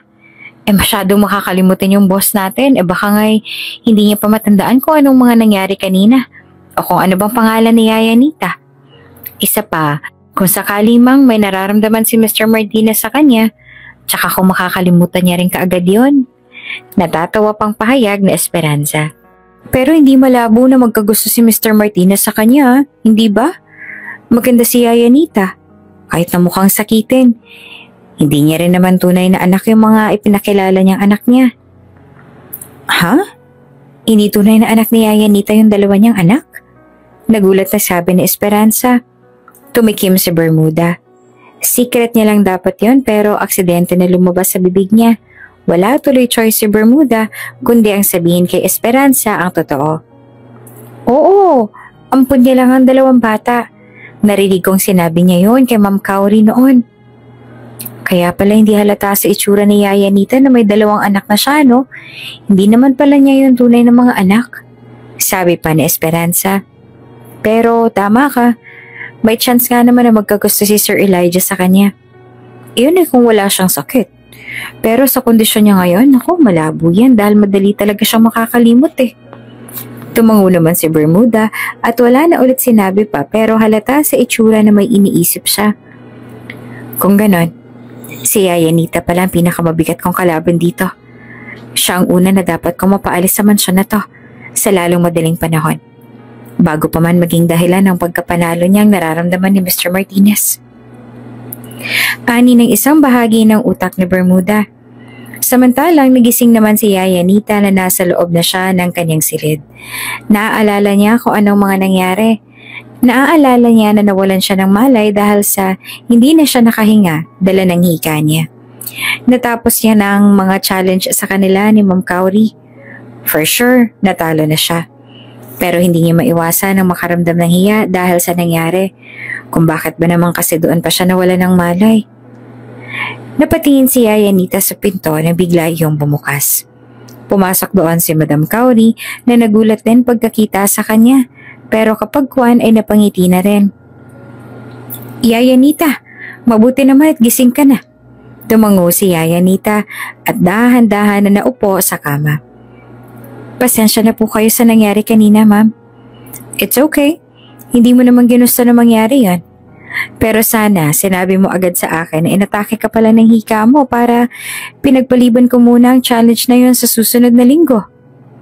Napayuko naman si Yayanita at nakaramdam ng hiya. Sorry po. It's okay. Kamusta na palang pakiramdam mo? Ayos ka na ba? Medyo ayos na po ako. Mabuti naman kung ganon. Nag-alala ako sa'yo kanina. I thought it's my fault dahil nahirapan ka sa challenges ko sa inyo kanina. Napagdesisyonan ko na mag-bed rest ka muna for 2 days until tuluyan ng umayos ang kondisyon mo. Po? Naku, hindi na po kailangan yan, ma'am. Ayos naman na po ako, tsaka nakakahiya rin po. Mag-aalala lang ako sa'yo. Lalo kung hindi ka nagpahinga, baka kung ano pang mangyari sa'yo. Mas mabuti nang mag-rest ka muna hanggang sa makabawi ka man lang ng lakas sa katawan mo. Sobrang nahihiya si Yaya Nita sa nangyayari. Dahil tuloy doon ay kinailangan ni Ma'am Cownie na gumawa muna ng lahat ng mga trabaho niya. Ganun pa man ay sinunod niya pa rin ang sinabi ni Ma'am Cowrie na magpahinga na muna siya. Iyon din kasi ang gusto ni Ma'am Cowrie na gawin niya. Mama, may sakit ka po ba? Bakit po ganyan ang boses mo, Mama? Nag-aalalang tanong ng anak niyang si Filimon na kasalukuyang kausap niya sa telepono. Oo nga po, Mama. Halata sa boses mo na may sakit ka. Boses naman niyon ni Frixus. Hindi, mga anak. Walang sakit si Mama. Simpleng ubo lang to. Sagot niya dahil ayaw niyang mag-alala ang mga anak niya. Bakit ka po inuubo, Mama? Siguro dahil sa pag-inom ko ng malamig na tubig. Alam niyo na, medyo sensitive si Mama sa mga ganyan. Sagot niya. Huwag ka po munang uminom ng mga malamig na tubig, Mama. Baka po kasi magkasakit ka riyan. Wala po kami ni Filimon sa tabi mo para alagaan ka po. Oo nga, mga anak. Hindi na ako iinom ng malamig na tubig. Alam niyo, sobrang miss na miss ko na kayong dalawa. Mahihimigan na talaga ang labis na lungkot at pangungulila sa boses niya. Miss na miss ka na rin po namin, Mama. Excited na po kaming makasama ka po sa Saturday. Tugon naman ni Filimon. Ako rin, anak. Excited na ang Mama. Nang matapos siya makipag-usap sa mga anak niya, ay nagulat na lamang siya nang biglang magsalita si Mr. Martinez mula sa likuran niya. Lumingon siya at nakita ang boss na naglalakad palapit sa kanya. Nasa veranda siya ngayon at 7:00 na rin ng gabi. Naiinip siya kanina doon sa kwarto niya kaya nandito siya at nagpapahangin. Magandang gabi po, sir. Ako po si Yaya Nita. Agad niyang ipinakilala ang sarili sa pag-aakala na nakalimutan ulit nito kung sino siya. I know, tipid nitong tugon. Alam niyo po? Paano niyo po nalaman, sir? Sinabi sa akin ni Cowrie. Huminto ito sa may tabi niya. Sino mga kausap mo? Mga anak ko po, sir. Mga? Bumaling ito sa kanya. Ilan na bang anak mo? 2 po sila, sir. Tumango ito at ibinalik sa malayo ang tingin. Kamusta na ang pakiramdam mo? Natatandaan niyo rin po kung anong nangyari sa akin kanina, sir? Nagulat niyang tanong. Sandali namang natigilan si Mr. Martinez. Ilang segundo ang dumaan bago ito sumagot. No, not really. Sinabi lang din sa akin ni Cowrie kung anong nangyari. Medyo maayos na po ang pakiramdam ko. Pasensya na po pala kayo sa nangyari kanina. Dahil po tuloy sa akin ay nagkagulo po sa mansyon. Nahihiya ang ani niya. It's okay, as long as you're okay. Ilang sandali silang parehong natahimik at napatitig naman siya ng matagal kay Mr. Martinez.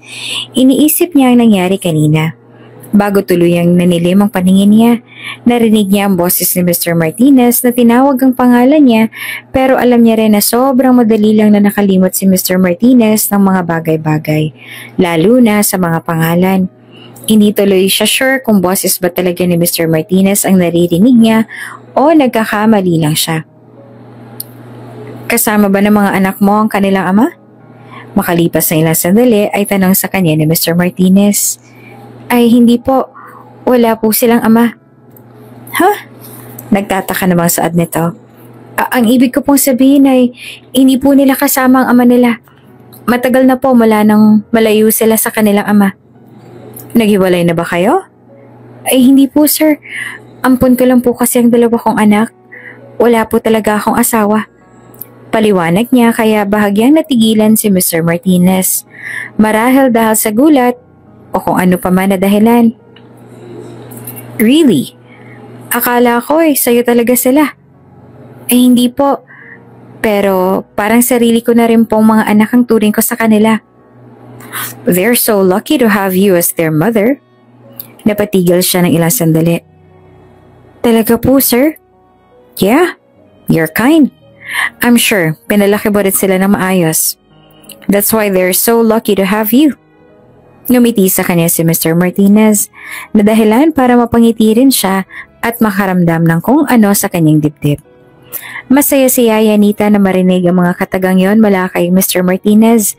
Masaya siya na-appreciate ng taong hindi niya naman ganun kakilala at higit sa lahat ay hindi niya ka-close ang pagiging ina niya sa kanyang mga anak. Hearing those words are already enough to make her happy. Katulad nga ng pinangako ni Yaya Anita sa kanyang mga anak, noong araw ng Sabado at Linggo ay day off niya kaya muli silang nagkasamang tatlo ng mga kanyang mga anak. Masaya silang nagbonding at namasyal dahil sa na-miss talaga nila ang isa't isa. Hindi mo pa rin ba naiisip hanggang ngayon na magpakasal, Elijah? Seryoso na tanong ng ina ni Elijah habang magkasama sila sa FaceTime. Nasa US ang mga magulang niya at bihira lamang sila na magsama-sama dahil bihira lang din siyang pumunta sa US para makasama sila. Wala pa po sa isip ko ang mga ganyang bagay, Mom. Sagot naman ni Elijah sa kanyang ina. Bakit naman anak? Hindi ka na bumabata. Dapat ay sinasaisip mo na mga bagay-bagay na katulad ng pagpapakasal. Alam mo naman na ayos lang naman sa amin ng daddy mo kung hindi siya ganong kayaman, diba? Sinabi naman namin ng dad mo, sapat na ang yaman natin. Hindi naman natin kailangan ng yaman ng iba. As long as you're happy and you love each other, walang problema sa amin yun ng daddy mo. Opo, Mami. Natatandaan ko naman po ang sinabi niyo sa akin ni Dad. Pero wala pa po akong nahahanap na makakasama ko habang buhay. Sagot niya. Ay, sana naman ay makahanap ka na anak. Baka mawala na lang ako sa mundo, hindi ka pa rin ikinakasal. Aba, gusto ko rin naman makita ka nakatayo na sa tapat ng altar at hinihintay ang babaeng pakakasalan mo. Iyon ang pangarap kong mangyari na makita. Natupad na lahat ng pangarap ko. Para sa'yo na lang ang iniisip ko ngayon. Thank you so much for being so sweet, my beautiful mother. Hayaan niyo po, kapag nakahanap na ako ng the one, kayo na Dad ang pinakaunang makakaalam. Dahil sa sinabi niyang yun, ay agad na sumagot naman ang kanyang ama na nasa tabi ng mommy niya. Simulan mo nang maghanap anak. Itong mommy mo sobrang excited ng maging lola kaya dapat damihan mo ang apo na ibibigay sa amin, ha? Mahina naman na napatawa si Elijah dahil sa sinabi ni iyon ng kanyang ama. Sure, Dad? 16 na taong gulang pa lamang si Elijah noong inampon siya na mag-asawang Martinez. Maaga siyang naulila sa kanyang mga magulang. Ayon sa mga sabi-sabi ay namatay daw ang tunay niyang ina dahil sa pagpanganak sa kanya. At ang kanyang ama naman ay namatay dahil sa isang aksidente sa motor. Noong bumisita ang mag-asawang Villegas Martinez at Maria Martinez sa probinsya kung saan nakatira si Elijah na noon ay kilala pa bilang Steven, nahabag sila sa kalagayan niya. Maaga siyang naulila at nag-iisa na sa buhay. Kaya naisipan ng mag-asawa na ampunin na lamang siya dahil nais na lang iparamdam kay Elijah na talagang bahagi na siya ng kanilang pamilya. Pinalitan nila ng kanyang pangalan mula sa Steven at ibinigay ang apelyido nila sa kanya. Sa ilalim ng pangangalaga ng mag-asawang Martinez, unti-unting bumuti ang buhay ni Elijah. Siguro dahil na rin nagkaroon ng anak ang mag-asawa kaya anak na rin ang turing nila sa kanya. Ibinigay na ng mag-asawang Martinez ang lahat ng pangangailangan at mga bagay na makakapagbigay ng magandang buhay sa kanya. Magandang pakikitungo nila sa kanya at ibinigay nila ang lahat ng kanyang mga pangangailangan at kagustuhan. Sa piling nila, hindi niya kailanman naramdaman na siya ay isang ibang tao. Dahil sa pagtanda ng kanyang mga magulang na umampon sa kanya, ipinamana nila kay Elijah ang lahat ng kanilang yaman at mga ari-arian. Subalit nung handa na si Elijah na tanggapin ang responsibilidad ng pagiging CEO ng mga malalaking pag-aari ng mga Martinez, he got into a car accident. Isa sa mga pinagkakatiwalaang tao ng kanyang mga magulang ay may pakana ng aksidenteng iyon. Dala ng pagnanasa nilang makuha ang yaman ng pamilya Martinez at ang galit na hindi tunay na Martinez ang nagmamay-ari ng mga ito. Tulad ng nabanggit ni Cowrie, muntik na siyang mawala sa kanila. Nakomatose si Elijah sa loob ng mahigit 3 buwan. Nang magising siya, nawalan siya ng alaala. Tungkol sa ilang pangyayari sa kanyang buhay bago siya naging si Elijah Martinez. Kalaunan ay bumalik din ang mga alaala niya, ngunit kapalit nito ay ang madali niyang pagkalimot sa mga bagay-bagay. Sa tulong ng mga gamot at therapy na kanyang tinanggap, natulungan naman siya na maagapan ang kanyang kondisyon. Ngunit kinailangan niya pa ring bantayan ang kanyang kalusugan at maging mas maingat pa raw sa araw-araw. At iyon ay isa sa mga dahilan kaya kumuha ang mga magulang niya at si Kaori ng 3 tao na tingin nila ay mapagkakatiwalaan nila. Hindi ko na mabilang kung ilang beses na bang hiniling sa'yo nila tita na mag-asawa ka na. Ellie, wala pa rin ba sa isip mo ang tungkol dyan? Tanong naman ni Kaori sa kanya na nasa loob ng opisina niya ngayon. Hindi pa siguro. Mula nung may isang tao akong pinangakuan ng kasal, hindi ko na ulit nakita ang sarili ko na ikakasal sa iba, kung hindi lang naman sa kanya. Tapat niyang sagot. Kahit pa hindi sila ang tunay na magpinsan ni Kaori, ay pinsan na ang turingan nila sa isa't isa. Mas matanda ng ilang taon sa kanya si Kaori, kaya para niya rin niya itong ate. Palagi rin itong nandyan sa tabi niya para suportahan siya at ito lang din ang may alam sa mga sekreto niya roon. Kay Kaori niya ay pinagkatiwala ang lahat dahil alam niya na mapagkakatiwalaan ito. Ang tagal na mula nun, Elijah. Hindi ba't ang sabi mo nung huli kang pumunta sa probinsya niyo para hanapin yung sabi mo ay taong pinagtanungan mo ay kasal na siya sa iba? Which means, ikaw na lang ang humahawak sa pangako niyong dalawa nung mga bata pa kayo. Dahil siya naman ang unang bumitaw. At ikinasal na siya sa iba. Yeah, it's been a long time. Pero mula nung nangako ako sa kanya, hindi ko na ulit nakita ang sarili kong ikakasal sa iba. Sagot naman ni Elijah, kaya naman napailing na lamang bahagya si Kaori. I hope you start to move forward, Elijah. Ikakasal na ako sa susunod na taon. Gusto ko na maging masaya ka na rin, tulad ng saya na nararamdaman ko ngayon. May bahid na lungkot at pag-aalala na sabi ni Kaori. Masaya ako para sa iyo, Kaori. Para sa inyo ni Kuya Martin.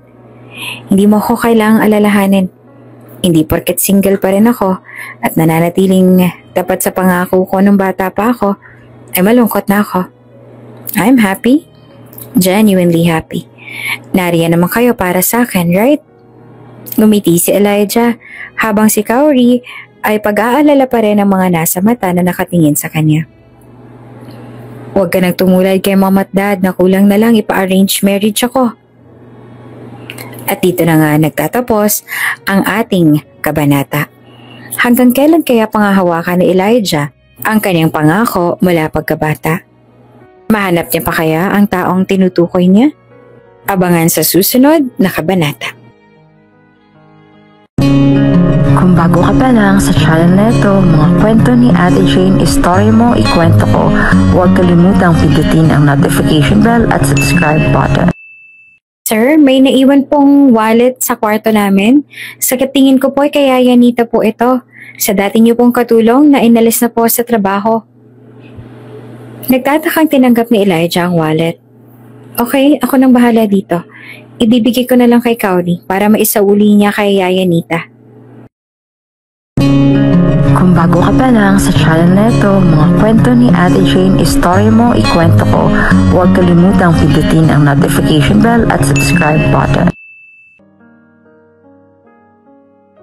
Hanggang ngayon ay patuloy pa rin na pinanghahawakan ni Elijah ang pangako niya noon sa kanyang dating kasintahan sa probinsya, kung saan siya nakatira bago pa man siya natagpuan ng mabait na mag-asawang Martinez. Pakakasalan mo talaga ako? Tanong ng kasintahan niyang si Sanita. 15 taong gulang pa lamang ito at ilang buwan lang ang agwat ng kanyang edad. Lumaki si Sanita kasama ang lola nitong sobrang mapagmahal kung kaya'y lumaki rin si Sanita na isang mabuting tao. Iyon ang dahilan kung bakit agad na umibig ang bata niyang puso sa dalaga. Oo naman, pinapangako ko sa iyo yan, Sanita. Ikaw lang ang babaeng mamahalin ko at ikaw lang din ang babaeng ihaharap ko sa altar. Nakangiti rin na pangako ni Steven sa kasintahan. Pero napakabata pa natin pareho, Steven. Paano ka nakakasiguro na tayong dalawa nga magiging magkasama habang buhay at ako nga ang babaeng pakakasalan mo? E paano kung makatagpo ka ng iba? Bata pa ako pero nakikita ko na ang sarili ko na kasama ka sa pagtanda. Gusto ko lang na ayusin ang buhay ko.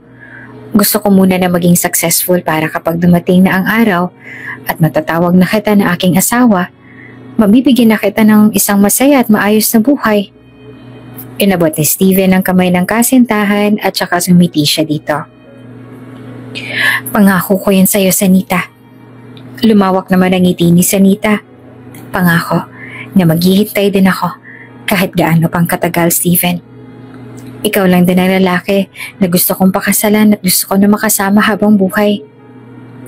Noong sa wakas ay nakilala na ni Steven ang mag-asawang Martinez na gustong mag-ampon sa kanya, sobrang masayang-masaya si Sanita para sa kanya dahil magkakaroon na raw siya ng ibang pamilya at hindi na ulit siya magiging mag-isa sa buhay. Bagaman may lungkot din na nararamdaman si Sanita noong araw na nalaman nito na kailangan niyang sumama sa bago niyang pamilya dahil nagbakasyon at namasyal lamang ang mag-asawang Martinez sa kanilang probinsya, naging masaya pa rin ito para sa kanya. Magiging mas maayos ang buhay mo kung sasama ka sa kanila, Steven. Hindi ka na ulit magiging mag-isa tuwing gabi dahil alam at ramdam ko na magiging mabuti sila sa'yo. Mamahalin ka nila na para bang tunay ka nilang anak. Kung sasama ka sa kanila, ay hindi mo mararamdaman ang labis na lungkot at pangungulila sa iyong mga magulang. Kaya sige na, pumayag ka ng sumama sa kanila. Udyok sa kanya ni Sanita. Pero paano ka? Ayokong iwan ka dito, Sanita. Ngumiti naman si Sanita at inabot ang mukha niya. Ano ka ba? Magiging ayos lang ako. Kasama ko naman ang lola. Isa pa, mga bata pa naman tayo. Hindi naman pwedeng lagi tayong magkasama dahil marami pa tayong mga pangarap sa buhay na dapat nating matupad. Hindi lamang para sa mga mahal natin sa buhay, kundi para na rin sa mga sarili natin. Gusto ko na sa mga pangarap muna natin tayong mag-focus. Nandito lang ako at naghihintay sa pagbabalik mo. Hanggang sa pareho na tayong maging handa sa mga hinaharap na tayong magkasama. At kapag nasa tamang edad na tayo, bumalik ka lang dito sa probinsya, sa parehong puno at lugar kung saan tayo unang nakita. Doon mo rin ako muling makikita dahil doon ako laging maghihintay sa iyo, Steven. Sinunod niya nga ang sinabi ni Sanita.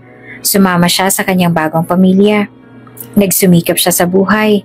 Nag-aral ng mabuti at naging isang mabuting anak na ipagmamalaki ng mga umampon sa kanya sa ibang tao. At noong nasa tamang edad na siya, bumalik siya sa probinsya nila para muli niyang makita at makasama ang babaeng pinangakuan niyang kasama niyang tumanda. Kasama niya si Kaori noong bumalik siya sa probinsya, subalit pagdating nila doon, isang malungkot na balita ang sinabi sa kanya ng mga nakakakilala kay Sanita. Oo, iho, kasal na yun si Sanita. Maaga kasi siyang nabuntis. Sumama na rin siya sa asawa niya pauwi sa Maynila. Naging tapat siya sa pangako niya noon na si Sanita lamang ang babaeng tangi niyang mamahalin, subalit bumalik siyang bigo.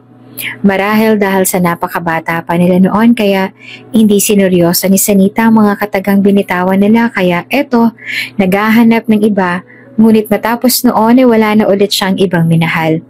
Mas gugustuhin niya na lang na mag-focus sa buhay niya at sa mga responsibilidad na nakalaan sa kanya. Sir, hindi po kasi magandang pakiramdam na esperanza ngayon kaya ako po munang nagluto ng almusal ninyo. Imporma sa kanya ni Yaya Nita na abala sa paghahanda sa dining table. Tipid lamang na tumango si Elijah at naupo na siya sa silya. Habang abala pa rin si Yaya Nita, hindi naman maiwasan na mapatitig ni Elijah dito. Sa totoo lang ay hindi malaman ni Elijah ang tunay na dahilan kung bakit ganito na lang ang nararamdaman niya para kay Yaya Nita. Para bang sobrang malapit ang loob niya dito na tila matagal na silang magkakakilalang dalawa. Pakiramdam ni Elijah ay kilalang kilala niya ito. Hindi niya nga rin maintindihan kung ano bang dahilan ng mabilis na pagtibok ng puso niya. What's this? Nagtataka na tanong pa ni Elijah nang ilapag na ni Yaya Nita ang niluto nito sa kanyang harapan. Ay, specialty ko po yan, sir. Gustong-gusto po yan ng mga anak ko kaya sana'y magustuhan mo rin po. Masarap po yan. Lasang hindi mo makakalimutan. Pag kinain mo po yan, parang babalik ang energy mo na nawala kagabi dahil sa pagpupuyat mo. Napakurap naman si Elijah. Sandali rin siyang natigilan.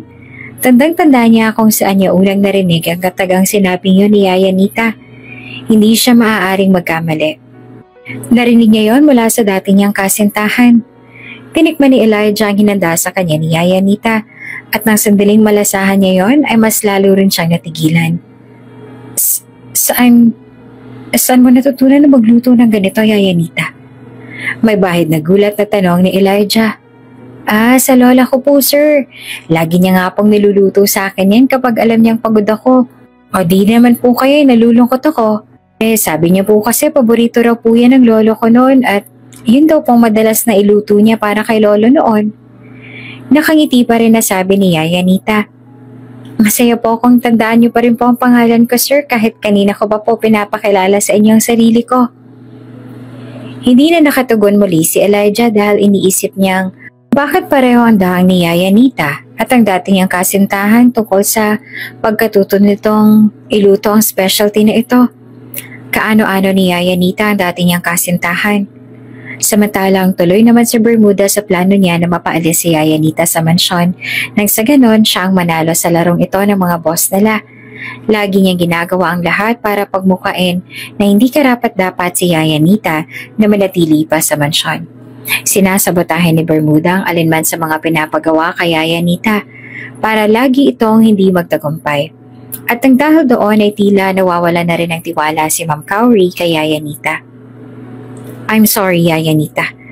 Alam mo naman na lagi ako nakabantay para makita akong performance niyo. Ngunit sa inyong tatlo, ikaw ang pinakamahina. Ikaw ang laging hindi nagiging matagumpay sa alinman na pinapagawa ko sa inyo. You're weak. Hindi ko alam kung dahil ba sa sakit mo o kung may iba pang dahilan pero hindi ko kasi mapagkakatiwala ang kapakanan ng boss natin sa'yo. Sa katulad mo na simpleng mga gawain na hindi mo mapagtagumpayan na gawin. Seryoso na sabi sa kanya ni Ma'am Cowrie. Tumango naman si Yaya Nita. Naiintindihan ko po, ma'am.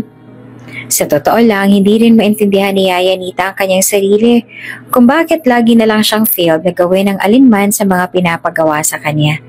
Ginagawa niya naman ang mga yon ang tama, ngunit animoy may pumipigil.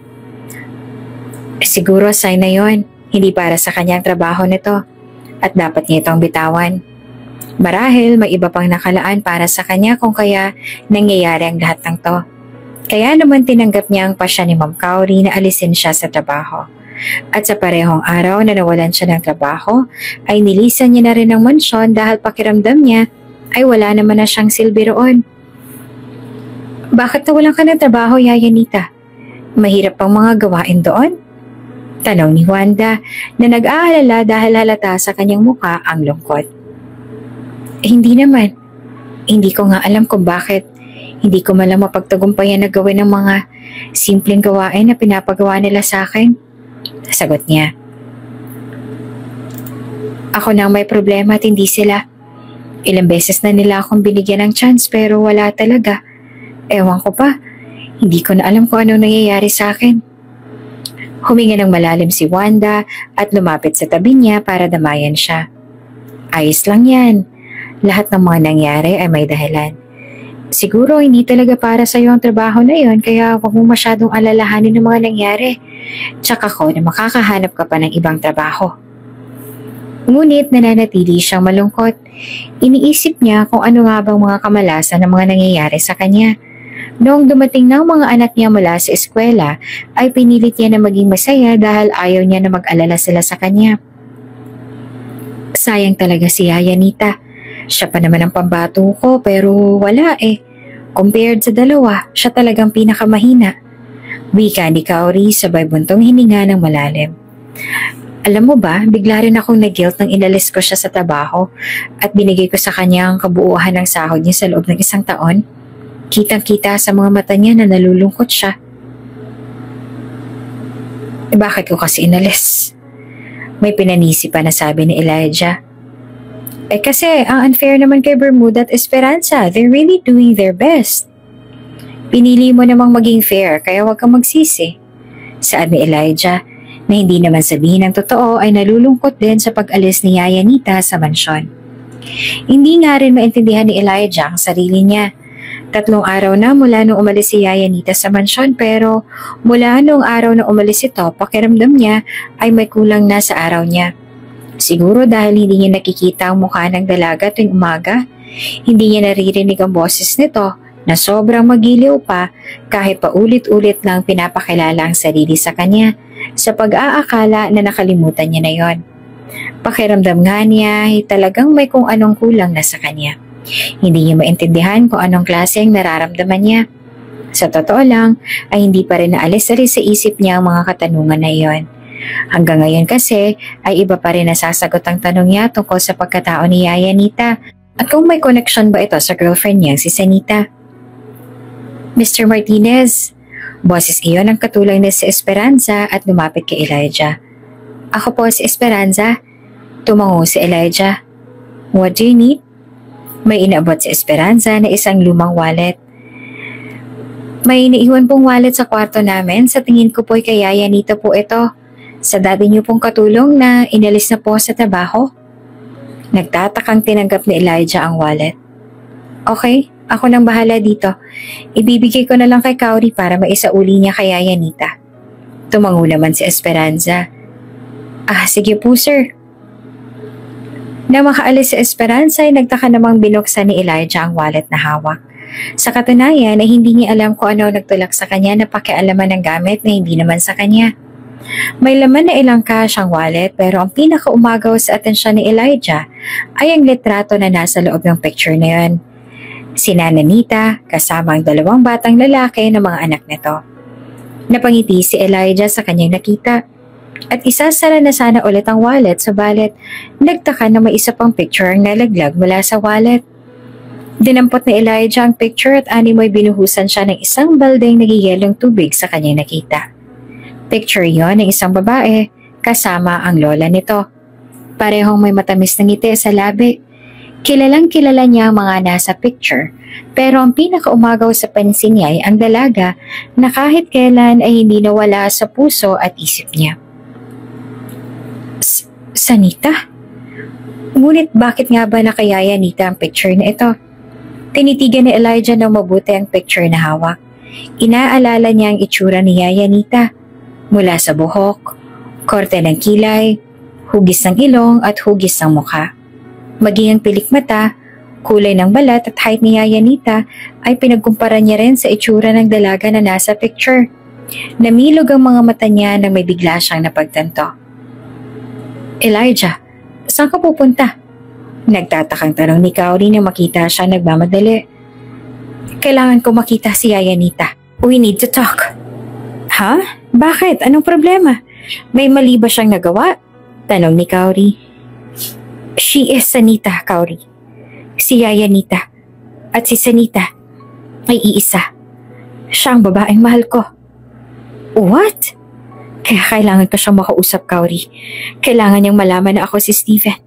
She needs to know the truth. Sasamahan kita sa kanya. Alam ko kung nasa ng bahay niya. Sabi ni Kauri kaya agad naman siyang pumayag. Habang nasa loob sila ng sasakyan ay pinag-usapan nila kung paanong nalaman ni Elijah na si Yaya Nita at Sanita ay iisa lamang. Nabanggit niya kay Kauri ang picture na ikinagulat din itong makita. Actually, the reason why pumunta ako sa mansyon mo ay para sabihin sa iyo ang totoo. About sa mga nangyari sa mansyon. What do you mean?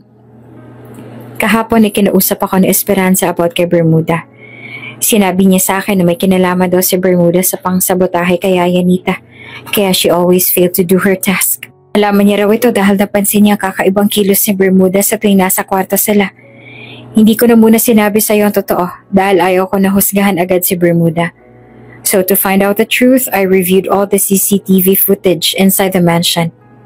And there I saw Bermuda, listening to our conversation the day Yaya Nita lost consciousness. May alam siya sa plano natin. That is why Yaya Nita ang una niyang pinunterihan na paalisin sa mansyon. That means hindi dapat pala siya natanggal sa trabaho? Exactly. I was going to talk to you para sana mapabalik natin siya sa mansyon but now, looks like matutupad niyo pa ang pangako niyo noon. Because I heard that she's still single. Pagdating ni Elijah sa bahay ni Yaya Nita, ay kaagad siyang kumatok. 2 batang lalaki ang nagbukas sa kanya ng pinto. Halata sa mukha ng mga ito ang gulat nang makita siya. Hala, siya yun diba? Yung lalaki na muntik nang bumili sa atin nun sa simbahan pero bigla na lang umalis? Masaya na tanong ni Filemon sa kuya nito habang isang kamay ay nakaturo pa kay Elijah. Oo, siya nga yun. Sagot naman ni Phrixus. Anong kailangan niyo sa amin, sir? Bakit po kayo nandito? Nandito ba ang mama ninyo? Gusto ko sana siya makausap. Tugon ni Elijah. Bakit po? Kaano-ano ka po ni mama? Ako ang dating boss niya. Hala kuya, siya yung boss na nag-alis kay mama sa trabaho kaya malungkot ngayon si mama. Sabi ni Filemon. Oo nga no. Matapang siyang tiningnan ni Phrixus. Anong kailangan mo sa mama namin? Kailangan ko siyang makausap tungkol sa isang bagay. Pakiusap, hayaan niyo ako makausap ang mama ninyo. Nagkatingin na naman ng magkapatid na halata sa mga itsura ang pagiging alanganin pero tumango at sinamahan siya papunta sa likod ng kanilang bahay kung nasa naroon si Yayanita. Naabutan nila na nagsisibak ito ng kahoy.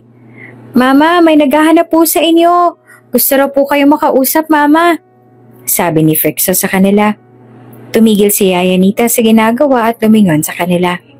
Bumada ang gulat sa mga mata ni Yayanita na makita siya. Ang dalawang anak nito ay nagpaalam na para bigyan sila ng privacy. Tumayo si Yayanita at pinagpag ang kamay. Sir Elijah, ano pong ginagawa niyo dito? Ngunit hindi na siya sumagot at tinakbo na ni Elijah ang pagitan nilang dalawa para yakapin ito ng mahigpit. Sa gulat ay tila hindi na nakakilos si Yayanita at hinayaan na lang siya na yakapin ito. Sanita, garalgal ang boses ni Elijah. Kay tagal kitang hinanap. Masaya akong muli kitang natagpuan. Paano mo nalaman ng palayaw sa akin ng lola ko, sir? Nagulat na tanong ni Yayanita. Kumala si Elijah sa pagkakayakap. Ako to, Sanita. Ako si Steven. Ang dati mong kasintahan. Ang nangako sa iyo noon na pagdating ng panahon tayong dalawa ay magpapakasal. Namilog ang mga mata ni Yayanita dahil sa gulat. Steven? Ikaw ba talaga yan? Inabot ni Elijah ang mukha ni Yayanita tsaka marahan niya yung hinaplos. Ako nga, mahal. Ako to. Matagal na kitang hinanap. At masaya ako nandito ka lang pala. Paano? Gulat na tiningnan ni Yayanita ang binata mula ulo hanggang paa. Ibang-iba ng itsura mo. Hindi kita nakilala kaagad. Ako rin. Mabuti na lang at nakita ko ang picture ninyo ng lola mo doon sa wallet na naiwan mo sa mansyon. Ngumiti naman si Elijah at niyakap niya ulit ito ng mahigpit. Masaya ako na muli kang makita at makasama, Sanita. Naging emosyonal ang muli nilang pagtatagpo. Pareho nilang hindi napigil ang pagpatak ng luha sa kanilang mga mata. Pareho rin na masaya ang kanilang mga puso dahil matapos ang mahabang panahon ay muli nilang natagpuan ang isa't isa. Ipinaliwanag sa kanya ni Yayanita ang dahilan ng pag-iba ng pangalan nito.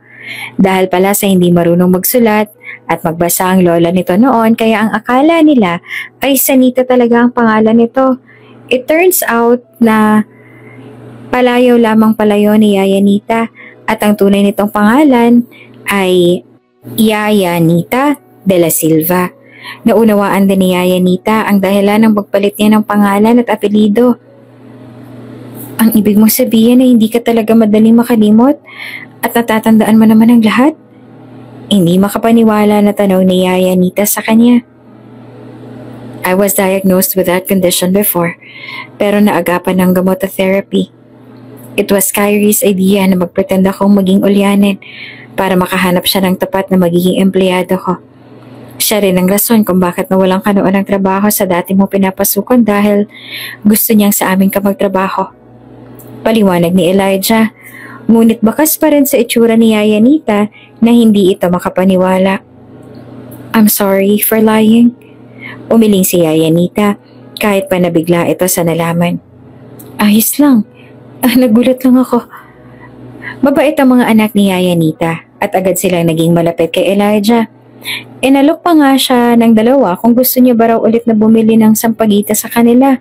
Pumayag naman siya pero this time ay bumili na talaga siya at nagbayad na rin siya na ikinatuwa naman ang dalawa. Si Bermuda ay naalis na sa trabaho ng tuluyan dahil sa nagawa nito habang si Esperanza naman ay binigyan nila ng chance na manatili sa mansyon. Here, Got this for 8 million. Sabi ni Cowrie sabay lapag sa harapan ni Elijah ng isang maliit na box na laman ng singsing. Thanks. Saad ni Elijah, tinampot niya ang box para makita ang singsing sa loob. Good luck. Make sure she'll say yes. Hindi pa rin ako makapaniwala na magpo-propose ka na. Finally, after waiting for so long. Galingan mo ang speech mo mamaya, ha? Mahina namang natawa si Elijah, tsaka tumango. I will. Hindi ko na siya muling pakakawalan pa. Ilang linggo lamang wala nung malaman niya na si Yaya Nita at si Nita ay iisa lang, ay agad siyang pagpasya na mag-propose. Sobrang masaya ang mga magulang niya para sa kanya at ganun din si Cowrie. Sobrang kabado ni Elijah dahil baka hindi tanggapin ni Yaya Nita ang proposal niya. Mabuti na lamang at tinulungan siya ni Phrixus at Philemon para makapag-propose siya ng maayos. Excited na kasi ang mga bata na maging ama siya. Mabuti na lang at worth it ang effort nilang lahat dahil tinanggap naman ni Yaya Nita ang alok niyang kasal. Yay! Masaya po kami para sa inyo, Mama at Papa Elijah. Masayang sabi ni Phrixus habang si Philemon naman ay nakayakap pa sa binti niya. Salamat sa inyo mga anak. Masaya naman na sabi ni Elijah. Masaya si Elijah sa buhay niya kasama si Yaya Nita at ang dalawa nilang mga anak na ubod ng kulit pero mapagmahal at mababait naman. Nangako pa si Elijah na ibibigay niya ang lahat sa kanila. Gagawin niya ang lahat para mapasaya sila at itinuring niya rin na tunay na anak ang mga anak ni Yaya Nita. At kung meron nga mang ibang tao pa ang mas masaya para sa kanila, maliban sa kanilang dalawa ni Yaya Nita at ang mga anak niya, yan na ang mga magulang ni Elijah na natupad na ang pangarap na ikasal siya at nagkaroon pa ng dalawang cute na apo. Papa, lumapit si Philemon kay Elijah na abala sa pagbabasa ng magazine sa sala. Kasunod ni Philemon ang kuya nito. Bakit? May problema ba? Papa, si Lolo kasi binigyan kami ng pera, sabi ni Phrixus. And ayaw niyo ba sa binigay niya? Umiling si Phrixus. Hindi po, Papa, pero masyado pong maraming binigay niya. Hindi po namin mabilang. Mahinang napatawa si Elijah dahil sa kakaibang problema ng mga anak niya. Pinalapit niya ang dalawa sa kanya at pinaupo sa kanyang tabi. Ayos lang yun. Itabi niyo na lang para marami kayong pambili ng ice cream. Alam niyo naman ang lolo at lola ninyo. Gusto nila na tanggapin niyo ang binigay nila at gusto nilang lumaki kayo na spoiled. Kaya nga po, Papa. Sang-ayon din ni Phrixus na tila napapaisip na kung ano ang gagawin sa ibinigay sa kanila ng lolo at lola nila. Ipapasok ko na lang ang binigay nila sa inyo sa savings ninyo.